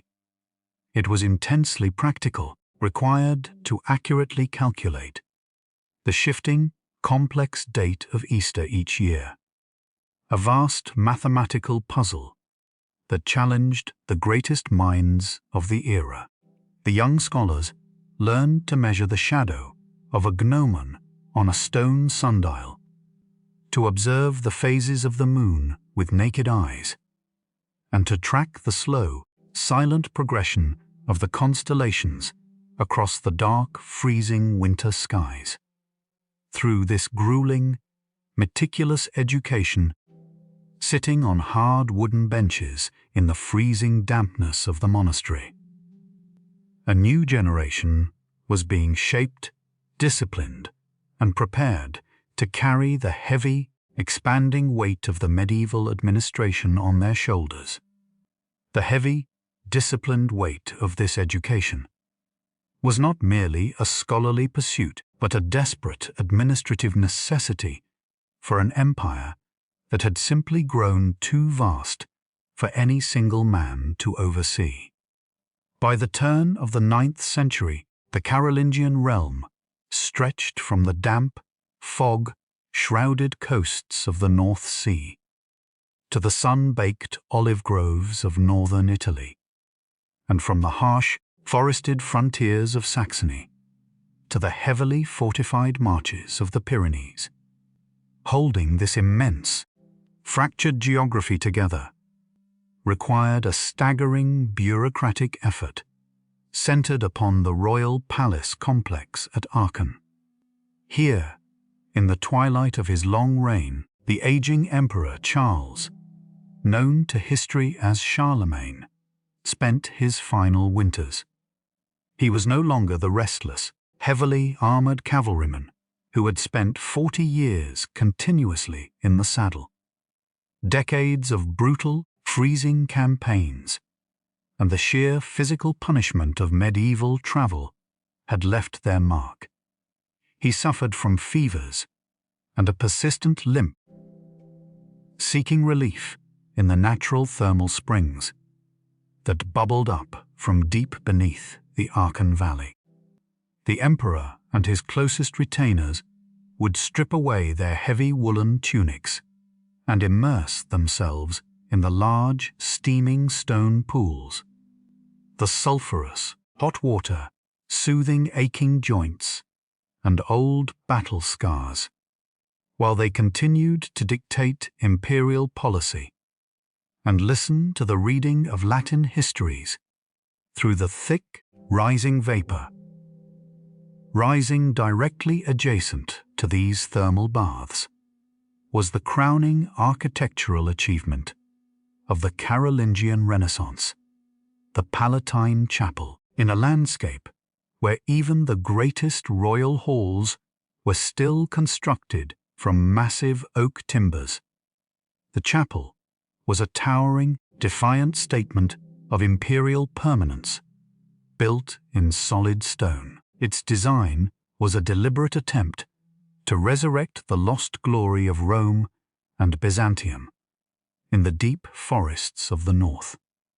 The structure was a massive octagon, utilizing complex, heavy stone vaulting techniques that had not been seen in northern Europe for centuries.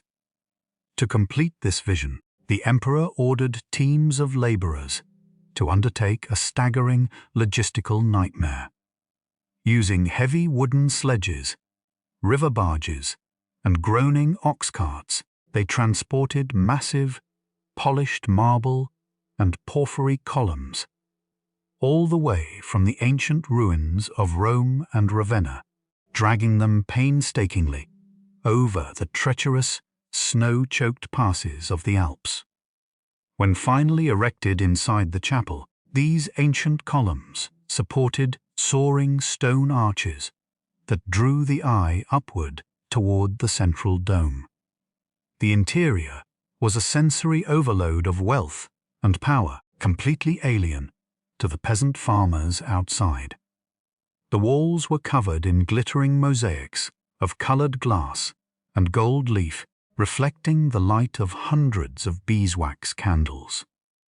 To secure the entrance, local Frankish metallurgists, pushing the limits of their traditional forge skills, managed to cast massive, solid bronze doors in a single, flawless pour, hanging them on iron hinges, so perfectly balanced that they could be pushed open with the gentle touch of a single hand.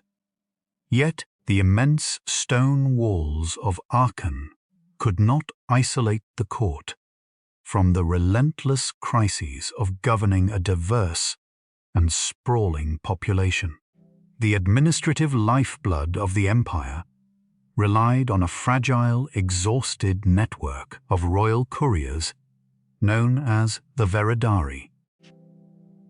These solitary riders were the physical embodiment of the emperor's will, constantly moving across the vast territories, regardless of the weather or the season. On a freezing, rain-lashed afternoon, a courier might gallop into the muddy courtyard of the palace, his horse lathered in sweat and heaving for breath. He wore a heavy, waxed leather cloak to protect the precious cargo slung across his back, tightly sealed leather tubes containing reports from the distant frontiers.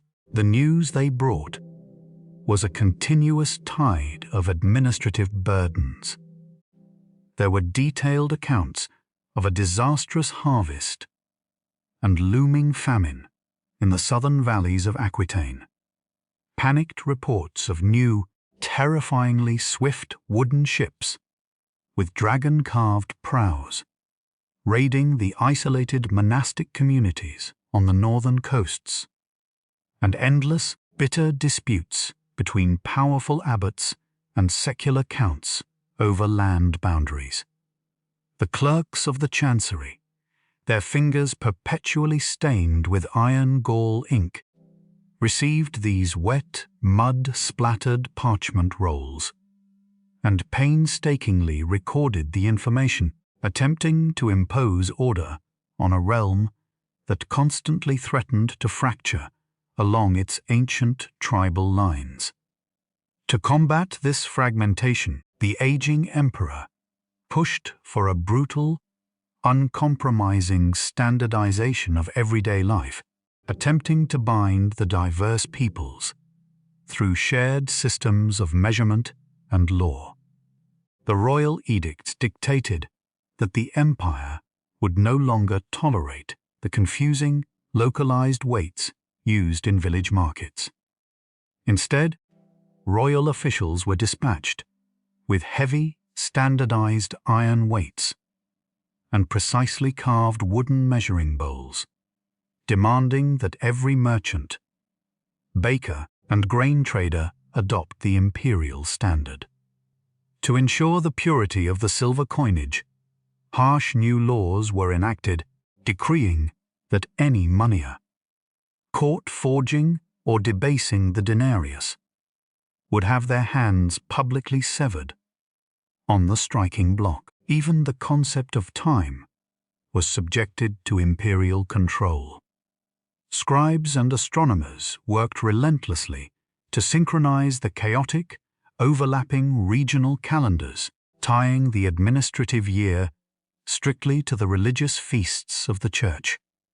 But this vast, top-down enforcement of order was incredibly fragile. It relied entirely on the sheer, terrifying force of the emperor's personality and his willingness to constantly march his armies against anyone who defied the capitularies. As the emperor aged and his mobility decreased, the heavy machinery of the state began to creak under its own immense weight. A deep, quiet anxiety began to permeate the royal court as the inescapable reality of mortality loomed over the empire. The Frankish tradition of succession did not favor a single undisputed heir. Instead, it demanded that a father's lands be divided equally among his legitimate sons. In the Scriptoriums of Aachen, the most trusted clerics began drafting the Divisio Regnorum, the incredibly complex, highly secretive parchment documents that would eventually tear the unified empire into separate, competing kingdoms. The older generation of warriors, the men who had spent their youths hacking through the Saxon forests and driving piles for the first timber bridges, were also fading. They retired to their rural estates, their bodies broken by decades of wearing heavy iron chainmail and sleeping on frozen ground.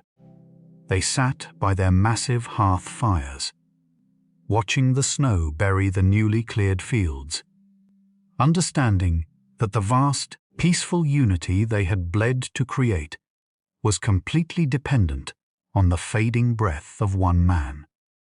The slow, quiet realization began to settle over the snow-covered landscape that the great Carolingian experiment, the resurrection of the Roman ideal in the dark forests of Europe, was a brilliant, temporary flash of order in a world fundamentally inclined toward isolation and division. The bronze bells still tolling the canonical hours across the valleys, and the watermills continuing to grind the winter rye, became small, steady comforts as the immense shadow of the passing age stretched long and cold across the frozen earth. The bitter, unforgiving winter of 814 brought a profound and irreversible silence to the heart of the Carolingian world. Deep within the stone walls of the palace at Aachen, the aging emperor, who had relentlessly driven the machinery of Europe for nearly half a century, finally succumbed to pleurisy. The news did not travel with the speed of modern empires, but moved at the grueling, exhausting pace of a galloping horse cutting through the freezing rain. As the mud-splattered couriers reached the distant abbeys, the rural estates, and the scattered timber villages, the familiar, comforting rhythm of the bronze church bells was deliberately broken. Instead of the crisp, organized tolling that marked the canonical hours of labor and prayer, the bell ringers pulled the thick hemp ropes in a slow, heavy, and mournful cadence. The deep, resonant death knell drifted across the snow-covered fields and into the dense oak forests, signaling to the peasant farmers and the local lords alike that the immense, terrifying force holding the vast, fractured continent together had finally vanished. For millions of people who had only ever known the reign of a single, distant, towering king, this slow ringing in the winter air marked the quiet closing of an unprecedented era of unified administration. The dissolution of the Carolingian Empire did not happen in a sudden, dramatic collapse, but rather through a slow, quiet unspooling of authority felt most acutely in the physical decay of the landscape. Without the terrifying threat of the Missi Dominici arriving to inspect the royal infrastructure, the harsh edicts demanding the maintenance of the roads and bridges were quietly ignored by local landowners. When the heavy spring thaws arrived, swollen rivers carrying massive, grinding flows of grey ice slammed into the timber pilings of the grand bridges built just a generation before. The heavy oak beams cracked and splintered under the immense pressure, washing downstream and severing the vital overland arteries of the realm. The deep ruts of the ancient merchant paths, no longer filled with crushed stone by local labor levies, became impassable, muddy bogs. The vast, interconnected web of the empire was slowly retreating, leaving the rural valleys to slip back into a state of profound, localized isolation. The world of the peasant shrank once again. To the distance a man could walk in a single day, and the grand, unifying edicts, written in flawless, Carolingian minuscule, lost their power the moment they crossed a broken bridge, as the central authority of Aachen faded into irrelevance. The true power of governance settled heavily upon the shoulders of the local counts and estate stewards, fundamentally altering the physical architecture of the rural landscape. Recognizing that the royal armies would no longer march to their defense, these local lords began to transform the open, agricultural royal estates into heavily fortified, private strongholds. The labor of the peasantry was abruptly redirected. The grueling work of clearing the ancient forests for new wheat fields was halted. Instead, the men were ordered to dig. Using iron-tipped wooden spades, they excavated massive, deep circular trenches around the Lord's timber hall. The heavy, rocky earth was hauled in woven wicker baskets and piled high into a steep, artificial mound known as a moat. The physical exhaustion of this labor was staggering, taking months of relentless digging in the damp, freezing mud. Atop this raised earthwork, they constructed a towering, dense palisade of sharpened oak trunks bound tightly together with iron chains and thick hemp ropes. The sprawling, productive Fishy, once the economic engine of a unified empire, was slowly morphing into the early, brooding prototype of the medieval castle, prioritizing localized survival over imperial commerce. This frantic rush toward fortification was driven by a creeping, existential dread that was moving silently up the deep, meandering rivers of Europe. The waterways, which had for decades served as the peaceful, bustling highways for heavy barges carrying salt, wine, and precious manuscripts, now offered an avenue of approach for new, highly mobile threats. From the freezing, fog-shrouded coasts of the North Sea came the shallow draft wooden ships of the Norsemen, vessels of incredible, flexible engineering, built with overlapping oak planks, secured by iron rivets, and sealed with dark pine pitch. These ships could navigate the treacherous open ocean, and yet draw so little water that they could easily glide up the shallowest inland streams. They arrived without warning, emerging from the morning mist with a terrifying, silent speed. The raiders were not seeking to conquer or govern. They were drawn by the concentrated, undefended wealth of the Carolingian world. They targeted the isolated, wealthy monasteries that sat unprotected on the riverbanks, places where the agricultural surplus of the valleys and the precious silver of the empire had been gathered for decades. Within the cold stone cloisters of these vulnerable abbeys, the monks responded to the threat not with weapons, for they were forbidden to shed blood, but with a desperate, methodical campaign of preservation. When the alarm was raised, often by the panicked shouts of local fishermen, the quiet, meditative rhythm of the monastery dissolved into frantic, purposeful action. The brothers rushed into the freezing scriptoriums and the sacred treasuries. They did not try to save the heavy wooden furniture or the stores of grain. Their sole focus was on the preservation of the written word and the sacred relics. The heavy, gold-leafed illuminated manuscripts, representing thousands of hours of painstaking labor, were tightly wrapped in layers of heavily waxed leather to protect them from the dampness of the earth. In the dark, secluded corners of the monastic gardens or beneath the heavy stone flagstones of the crypts, the monks dug deep, hurried pits in the soil.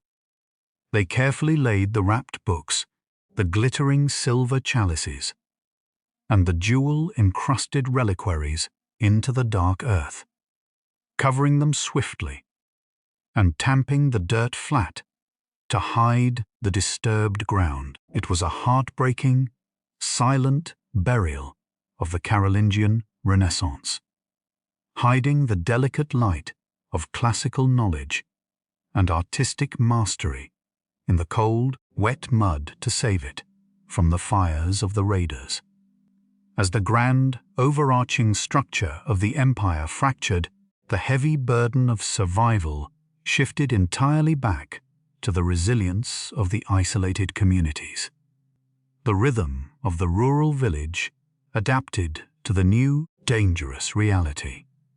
At the edge of the settlement, the soot-blackened forge of the blacksmith burned with a renewed, desperate intensity. The glowing billets of iron were no longer being shaped into heavy plowshares to break new agricultural ground. Instead, the steady, rhythmic ring of the hammer on the stone anvil signaled the forging of broad iron spearheads, heavy iron bindings for the newly built palisade gates, and rough, durable throwing axes for the local farmers. The villagers understood that the era of peaceful, sprawling trade and distant, powerful emperors was over. Yet, beneath the anxiety and the shifting of power, the unyielding, ancient demands of the earth remained. The watermill continued to turn in the freezing river, grinding the winter rye. The women continued to spin the coarse wool by the light of the hearth fire, and the winter wheat still needed to be sown before the deepest frosts set in. The Carolingian Empire was slowly dying, fracturing into 1,000 isolated, fortified fragments, but the quiet, enduring, relentless labor of the ordinary people went on, slowly building the foundation for the deep Middle Ages that were to come. The massive earthwork mounds now cast long, permanent shadows over the timber villages, permanently altering the horizon and the social fabric of the rural valleys. The distant, powerful emperor in the stone halls of Aachen was rapidly fading into a mythic memory, replaced entirely by the immediate physical presence of the local count or warlord, standing upon his newly built wooden palisade. This shift in power brought a fundamental, irreversible change to the legal status of the farmers, working the heavy soils below. They were no longer the free Frankish men who gathered under the spreading canopy of the ancient oak trees to debate the Salian laws and calculate fines in silver denarii in exchange for the desperate need to retreat behind the protective timber walls. During times of sudden raid or regional famine, the peasantry traded their ancestral autonomy. The ceremony of this transition, known as commendation, was stark, quiet, and intensely physical. Inside the smoky, echoing hall of the new timber fortress, a farmer would kneel on the packed dirt floor before the seated nobleman. He placed his rough, soil-stained hands entirely between the softer, uncalloused hands of the lord, speaking a solemn, binding oath of fealty and submission. In this quiet exchange of labor for physical protection, the complex, widespread bureaucratic administration of the Carolingian state was completely dismantled, replaced by the rigid, localized bonds of early feudalism. The farmer became bound directly to the soil, a serf whose labor, harvest, and very movement across the landscape were now the absolute property of the private estate. Yet, while the political map of the continent shattered into 1,000 isolated, fiercely guarded fiefdoms, the deep agrarian heart of the Carolingian world remained stubbornly unbroken. The royal edicts demanding the organized rotation of crops and the mandatory planting of winter grains had sunk too deeply into the rhythm of survival to be forgotten by the men working the fields. Freed from the crushing annual taxation required to fund the distant, massive imperial armies, the local manors began to heavily invest their resources into refining their relationship with the unforgiving northern earth. The primitive wooden scratch plough, which had struggled against the dense, wet clay for centuries, was slowly being replaced by a massive, complex piece of engineering known as the heavy-wheeled caruca. Building this implement required the combined, highly specialized skills of the village carpenter and the blacksmith. It featured a heavy, sharp iron coulter designed to slice vertically deep into the matted turf, followed closely by a flat, wide iron plowshare to cut the roots horizontally. Behind the iron blades sat a large, curved wooden moldboard, often carved from a single piece of dense ash or oak, which physically lifted the heavy slab of cut soil and turned it completely over, exposing the rich, dark loam beneath to the air and burying the weeds.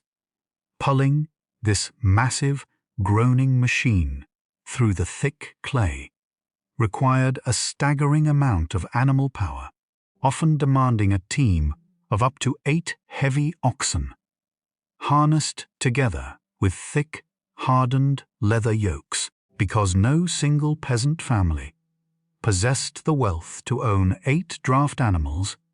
The heavy plough forced the entire village into a deep, inescapable system of communal cooperation. Men pooled their beasts and their labor, walking alongside the immense wooden implement as it slowly tore through the expansive cleared fields. The sheer physical difficulty of turning a massive team of 8 oxen and a heavy wheeled plough at the end of a furrow dictated a fundamental change in the very shape of the European landscape. The old, small, square fields inherited from the Roman era were abandoned in favor of incredibly long, narrow strips of open land. A ploughman would drive the heavy iron blade straight through the cold, damp earth for a long, continuous distance, before halting the steaming, heavy-breathing beasts to turn them slowly and carefully in the deep mud. As the curved wooden mouldboard turned the soil inward year after year, these long strips naturally rose into distinct parallel ridges separated by deep, water-filled drainage furrows. This sweeping, corduroy pattern permanently etched itself across the wide river valleys, creating an efficient, highly productive agricultural landscape that would successfully feed the growing populations of the Middle Ages for the next 1,000 years. While the farmers permanently reshaped the earth under the grey skies, the monks slowly emerged from their fortified, freezing stone crypts to assess the damage of the raiding seasons. When the shallow draft wooden ships finally retreated down the rivers toward the freezing northern sea, leaving behind the smouldering, blackened ruins of timber outbuildings and shattered palisades, the quiet, desperate labor of recovery began. The monks returned to the dark, hidden pits in the monastic gardens and carefully began to unearth the heavily waxed leather bundles containing their most precious manuscripts. The unwrapping was a tense, utterly silent process performed in the cold daylight. They brushed away the damp, clinging soil and carefully unrolled the stiff, cold leather. Despite their best efforts and the heavy layers of beeswax, the pervasive, creeping dampness of the European earth often breached the protective seals. Some pages of pristine, flawless calfskin vellum had swelled and buckled, causing the dark iron gall ink to bleed slightly at the edges of the words. The glittering gold leaf of the beautifully illuminated initials sometimes flaked away, sticking to the monk's fingers in tiny, irrecoverable specks of wealth. But the core of the knowledge, the vital, transferred texts of antiquity, survived the burial. With profound, silent patience, the brothers carried the damaged, heavy books back into the cold stone scriptoriums, setting them open on wooden reading desks to dry slowly in the pale winter drafts, using soft goose feathers to carefully brush away the creeping white mildew from the pages.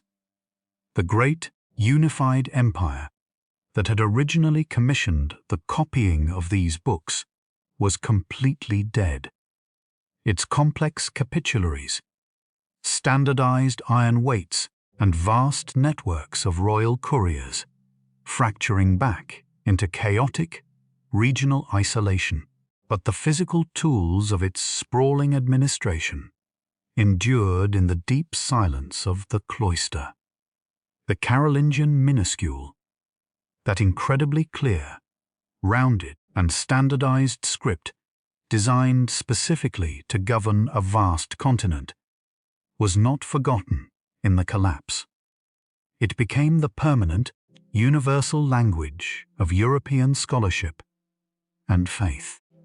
The young boys, sitting on the freezing stone benches of the monastic schools, continued to grip their heavy iron styluses, scratching these perfect, legible letters into their dark beeswax tablets, slowly learning the Latin grammar of a fallen empire.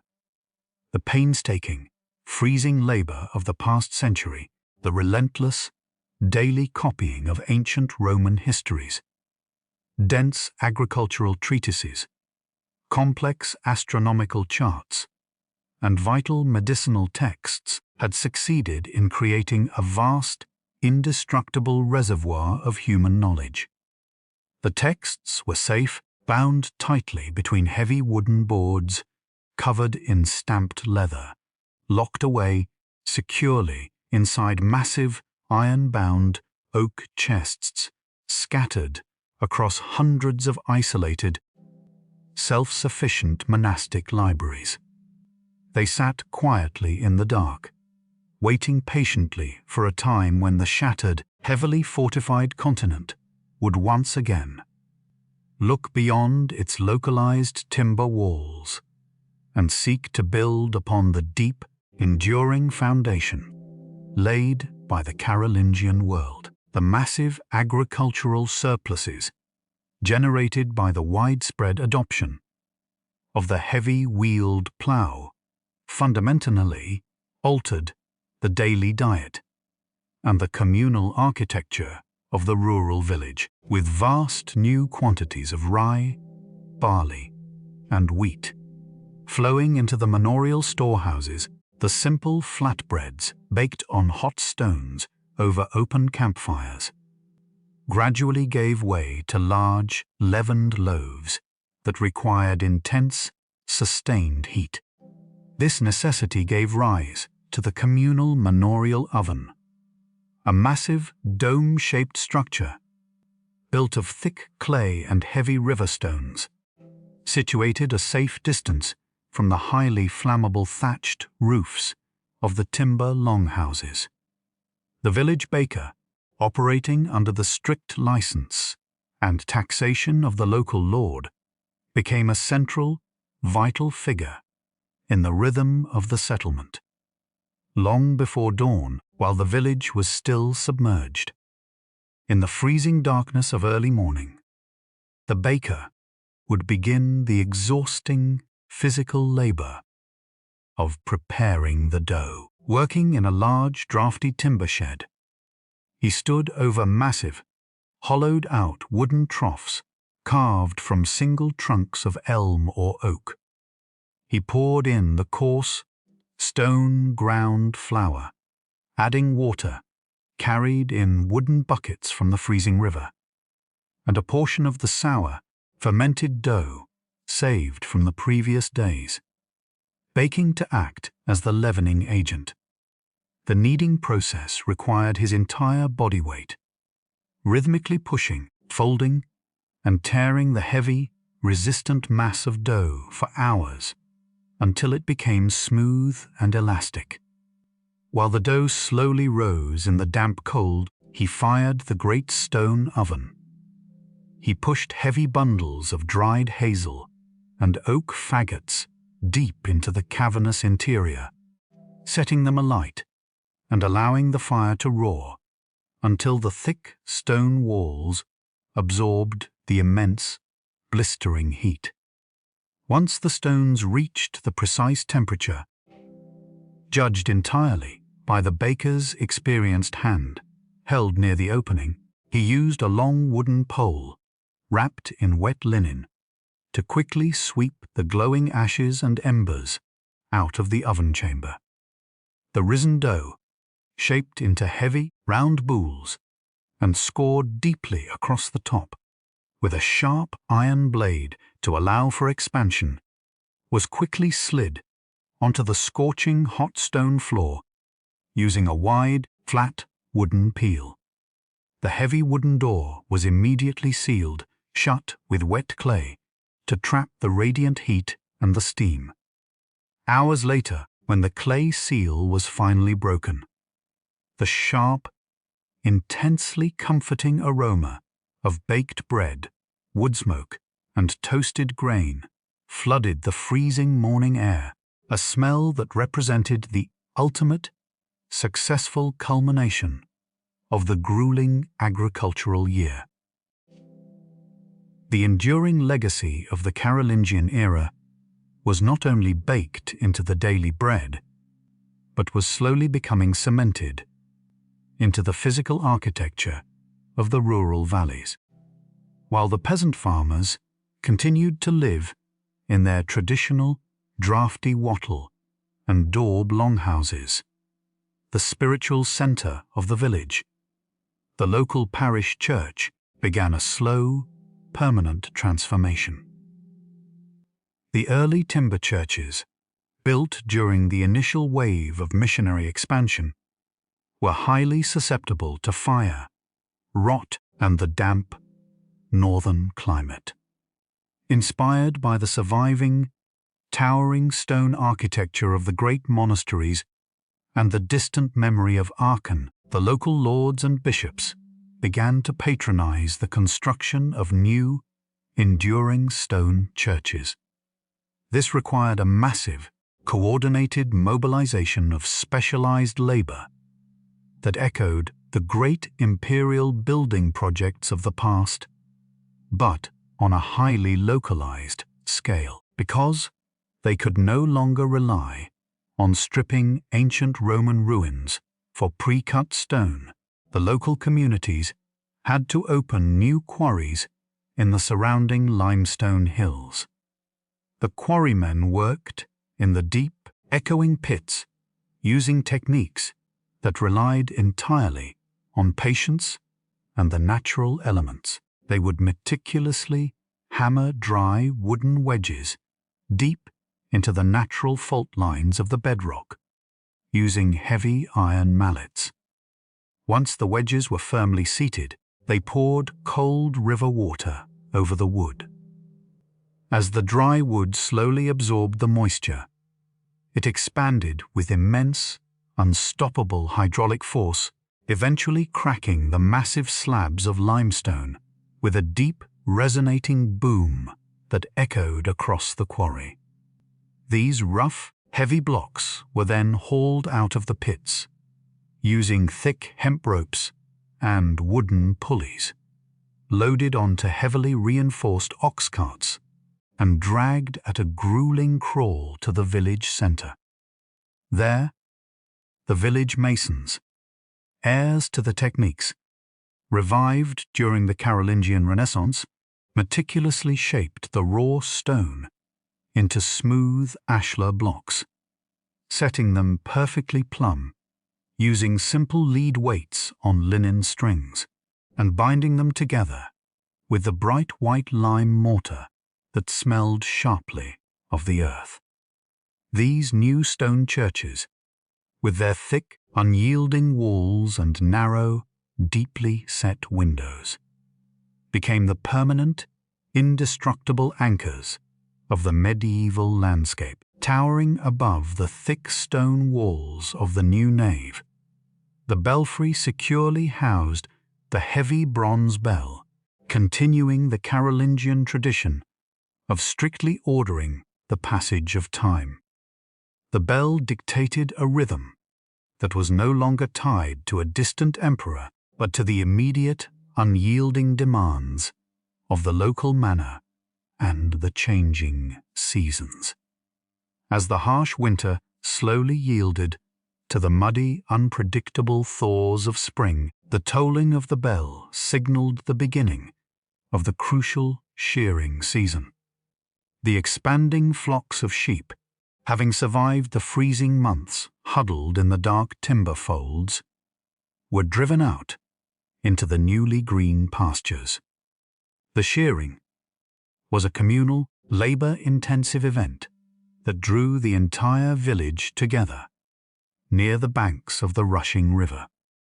Men and women waded waist-deep into the freezing, meltwater-swollen currents, physically wrestling the heavy, protesting ewes and rams into the water to thoroughly wash the thick, dirty fleeces stripping away the accumulated mud and winter grime.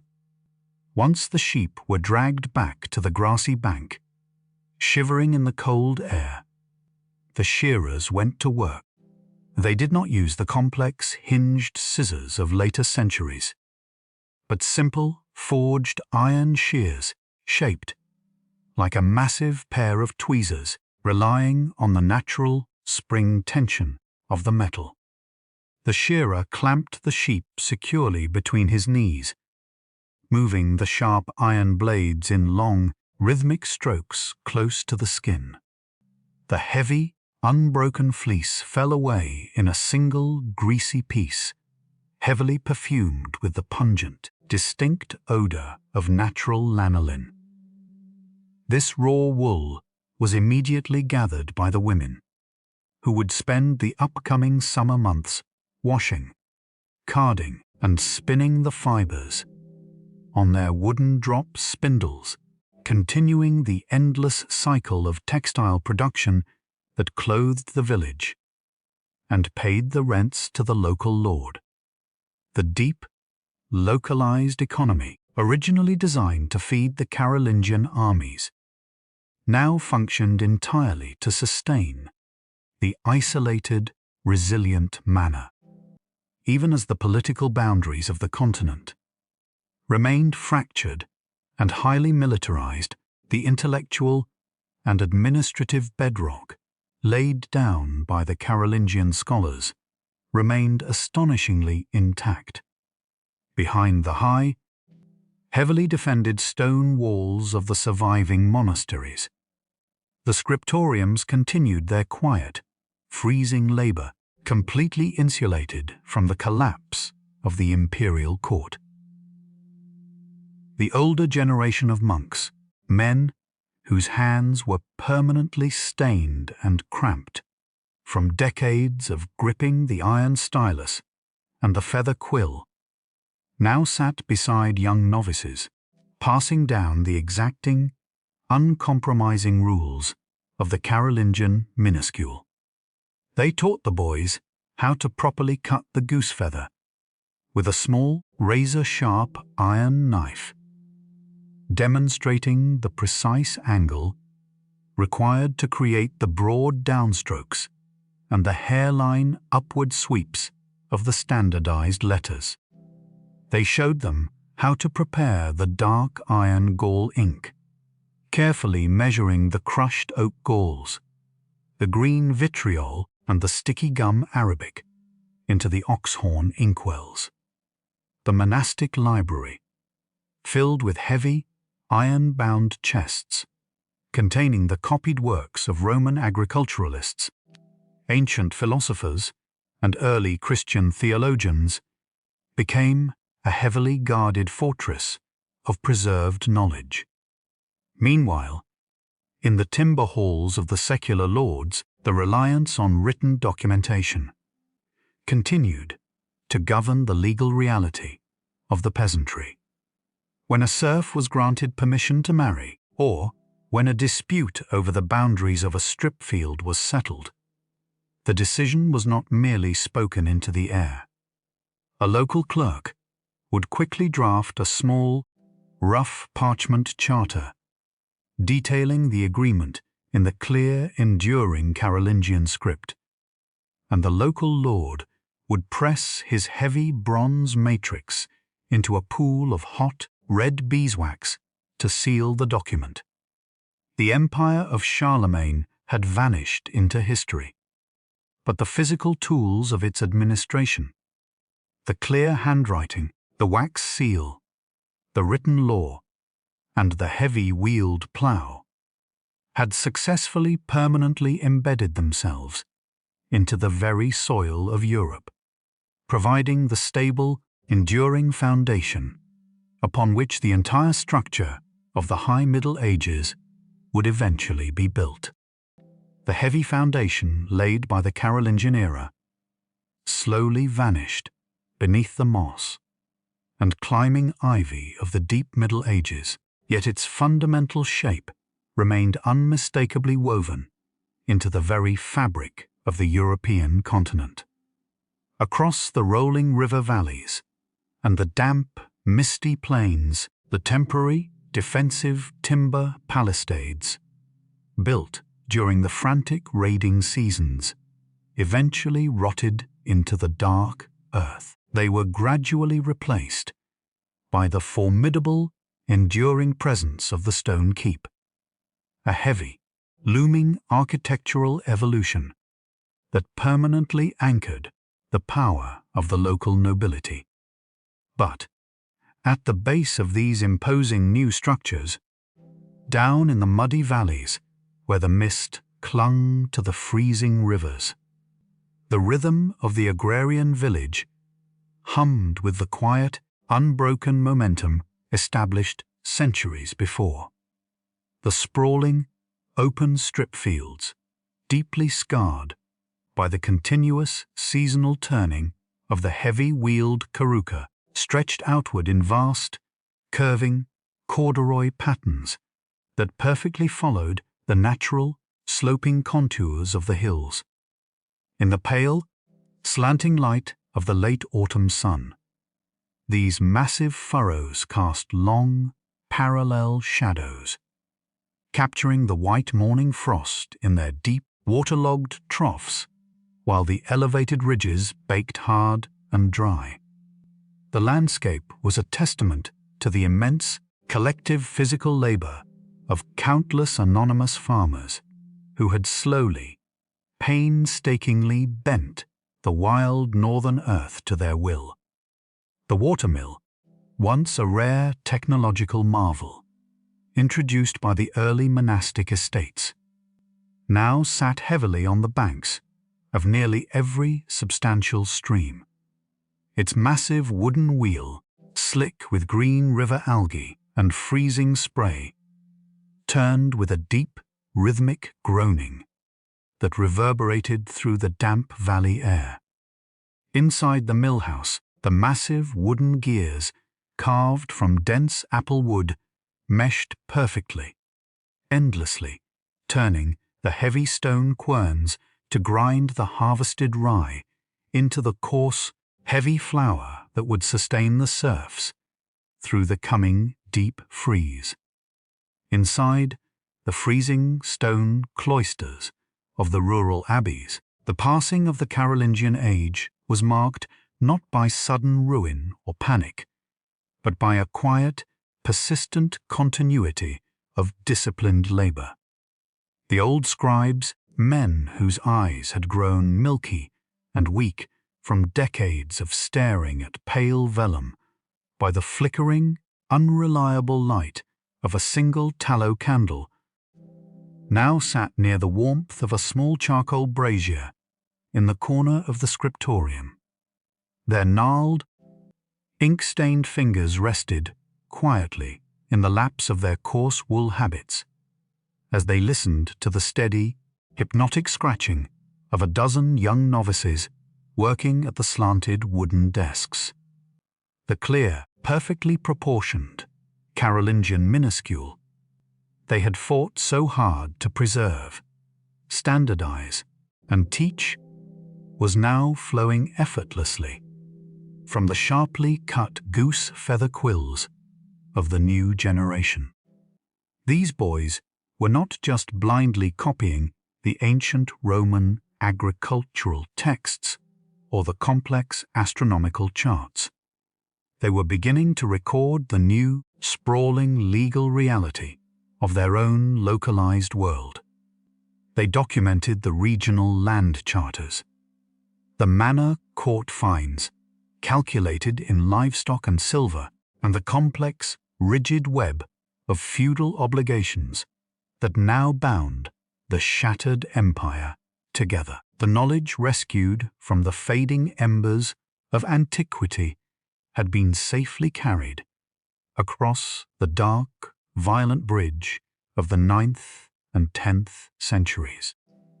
As the afternoon light faded from the east-facing windows, the novices carefully wiped their iron styluses clean, capped their oxhorn inkwells, and gently closed the heavy, iron-bound wooden covers of the manuscripts. The great works of the past were securely locked within the massive oak chests of the Abbey Library, waiting silently in the cold dark for the eventual awakening of the high medieval university centuries later. As the weak, grey winter sun finally dipped below the jagged, leafless tree line of the ancient oak forest, the chill in the air deepened into a profound, biting cold that seemed to seep directly from the frozen ground. The medieval landscape began its slow, deliberate, and highly structured retreat into the absolute darkness of the winter night. High in the square stone belfry of the newly built parish church, the heavy bronze bell tolled the hour of Compline, its clear, mournful note rolling outward over the frozen strip fields, echoing sharply against the stone walls of the manor house, and fading slowly into the deep, trackless woods. This was the final, universal signal to cease all outdoor labour. At the edge of the village, the blacksmith struck his stone anvil one last time, the sharp, percussive metallic ring piercing the twilight, before he laid his heavy iron hammer aside. He used a long wooden pole to push a thick mound of wet, grey ashes over his glowing charcoal hearth, safely banking the fire for the morning. In the muddy, frozen lanes, the peasants dragged their heavy, mud-caked leather boots toward the familiar, smoky comfort of their wattle and daub longhouses. The heavy oak doors, built thick to withstand the brutal winter gales, were pulled shut and barred from the inside with thick, heavy wooden beams, firmly sealing the families within the safety of their homes, shutting out the freezing wind and the prowling wolves of the forest. Inside the timber halls, the central hearth fire, which had been allowed to burn down to a low, smouldering bed of red coals during the daylight hours, was carefully coaxed back to vibrant life. A woman, her rough linen dress smelling heavily of wood smoke, wet wool, and dried herbs, knelt in the packed dirt and blew gently into the glowing embers. She placed dry twigs of hazel and thick logs of seasoned, bark-covered oak onto the fire until the bright orange flames leapt upward, casting long, dancing, and comforting shadows across the clay walls and the heavy timber rafters overhead.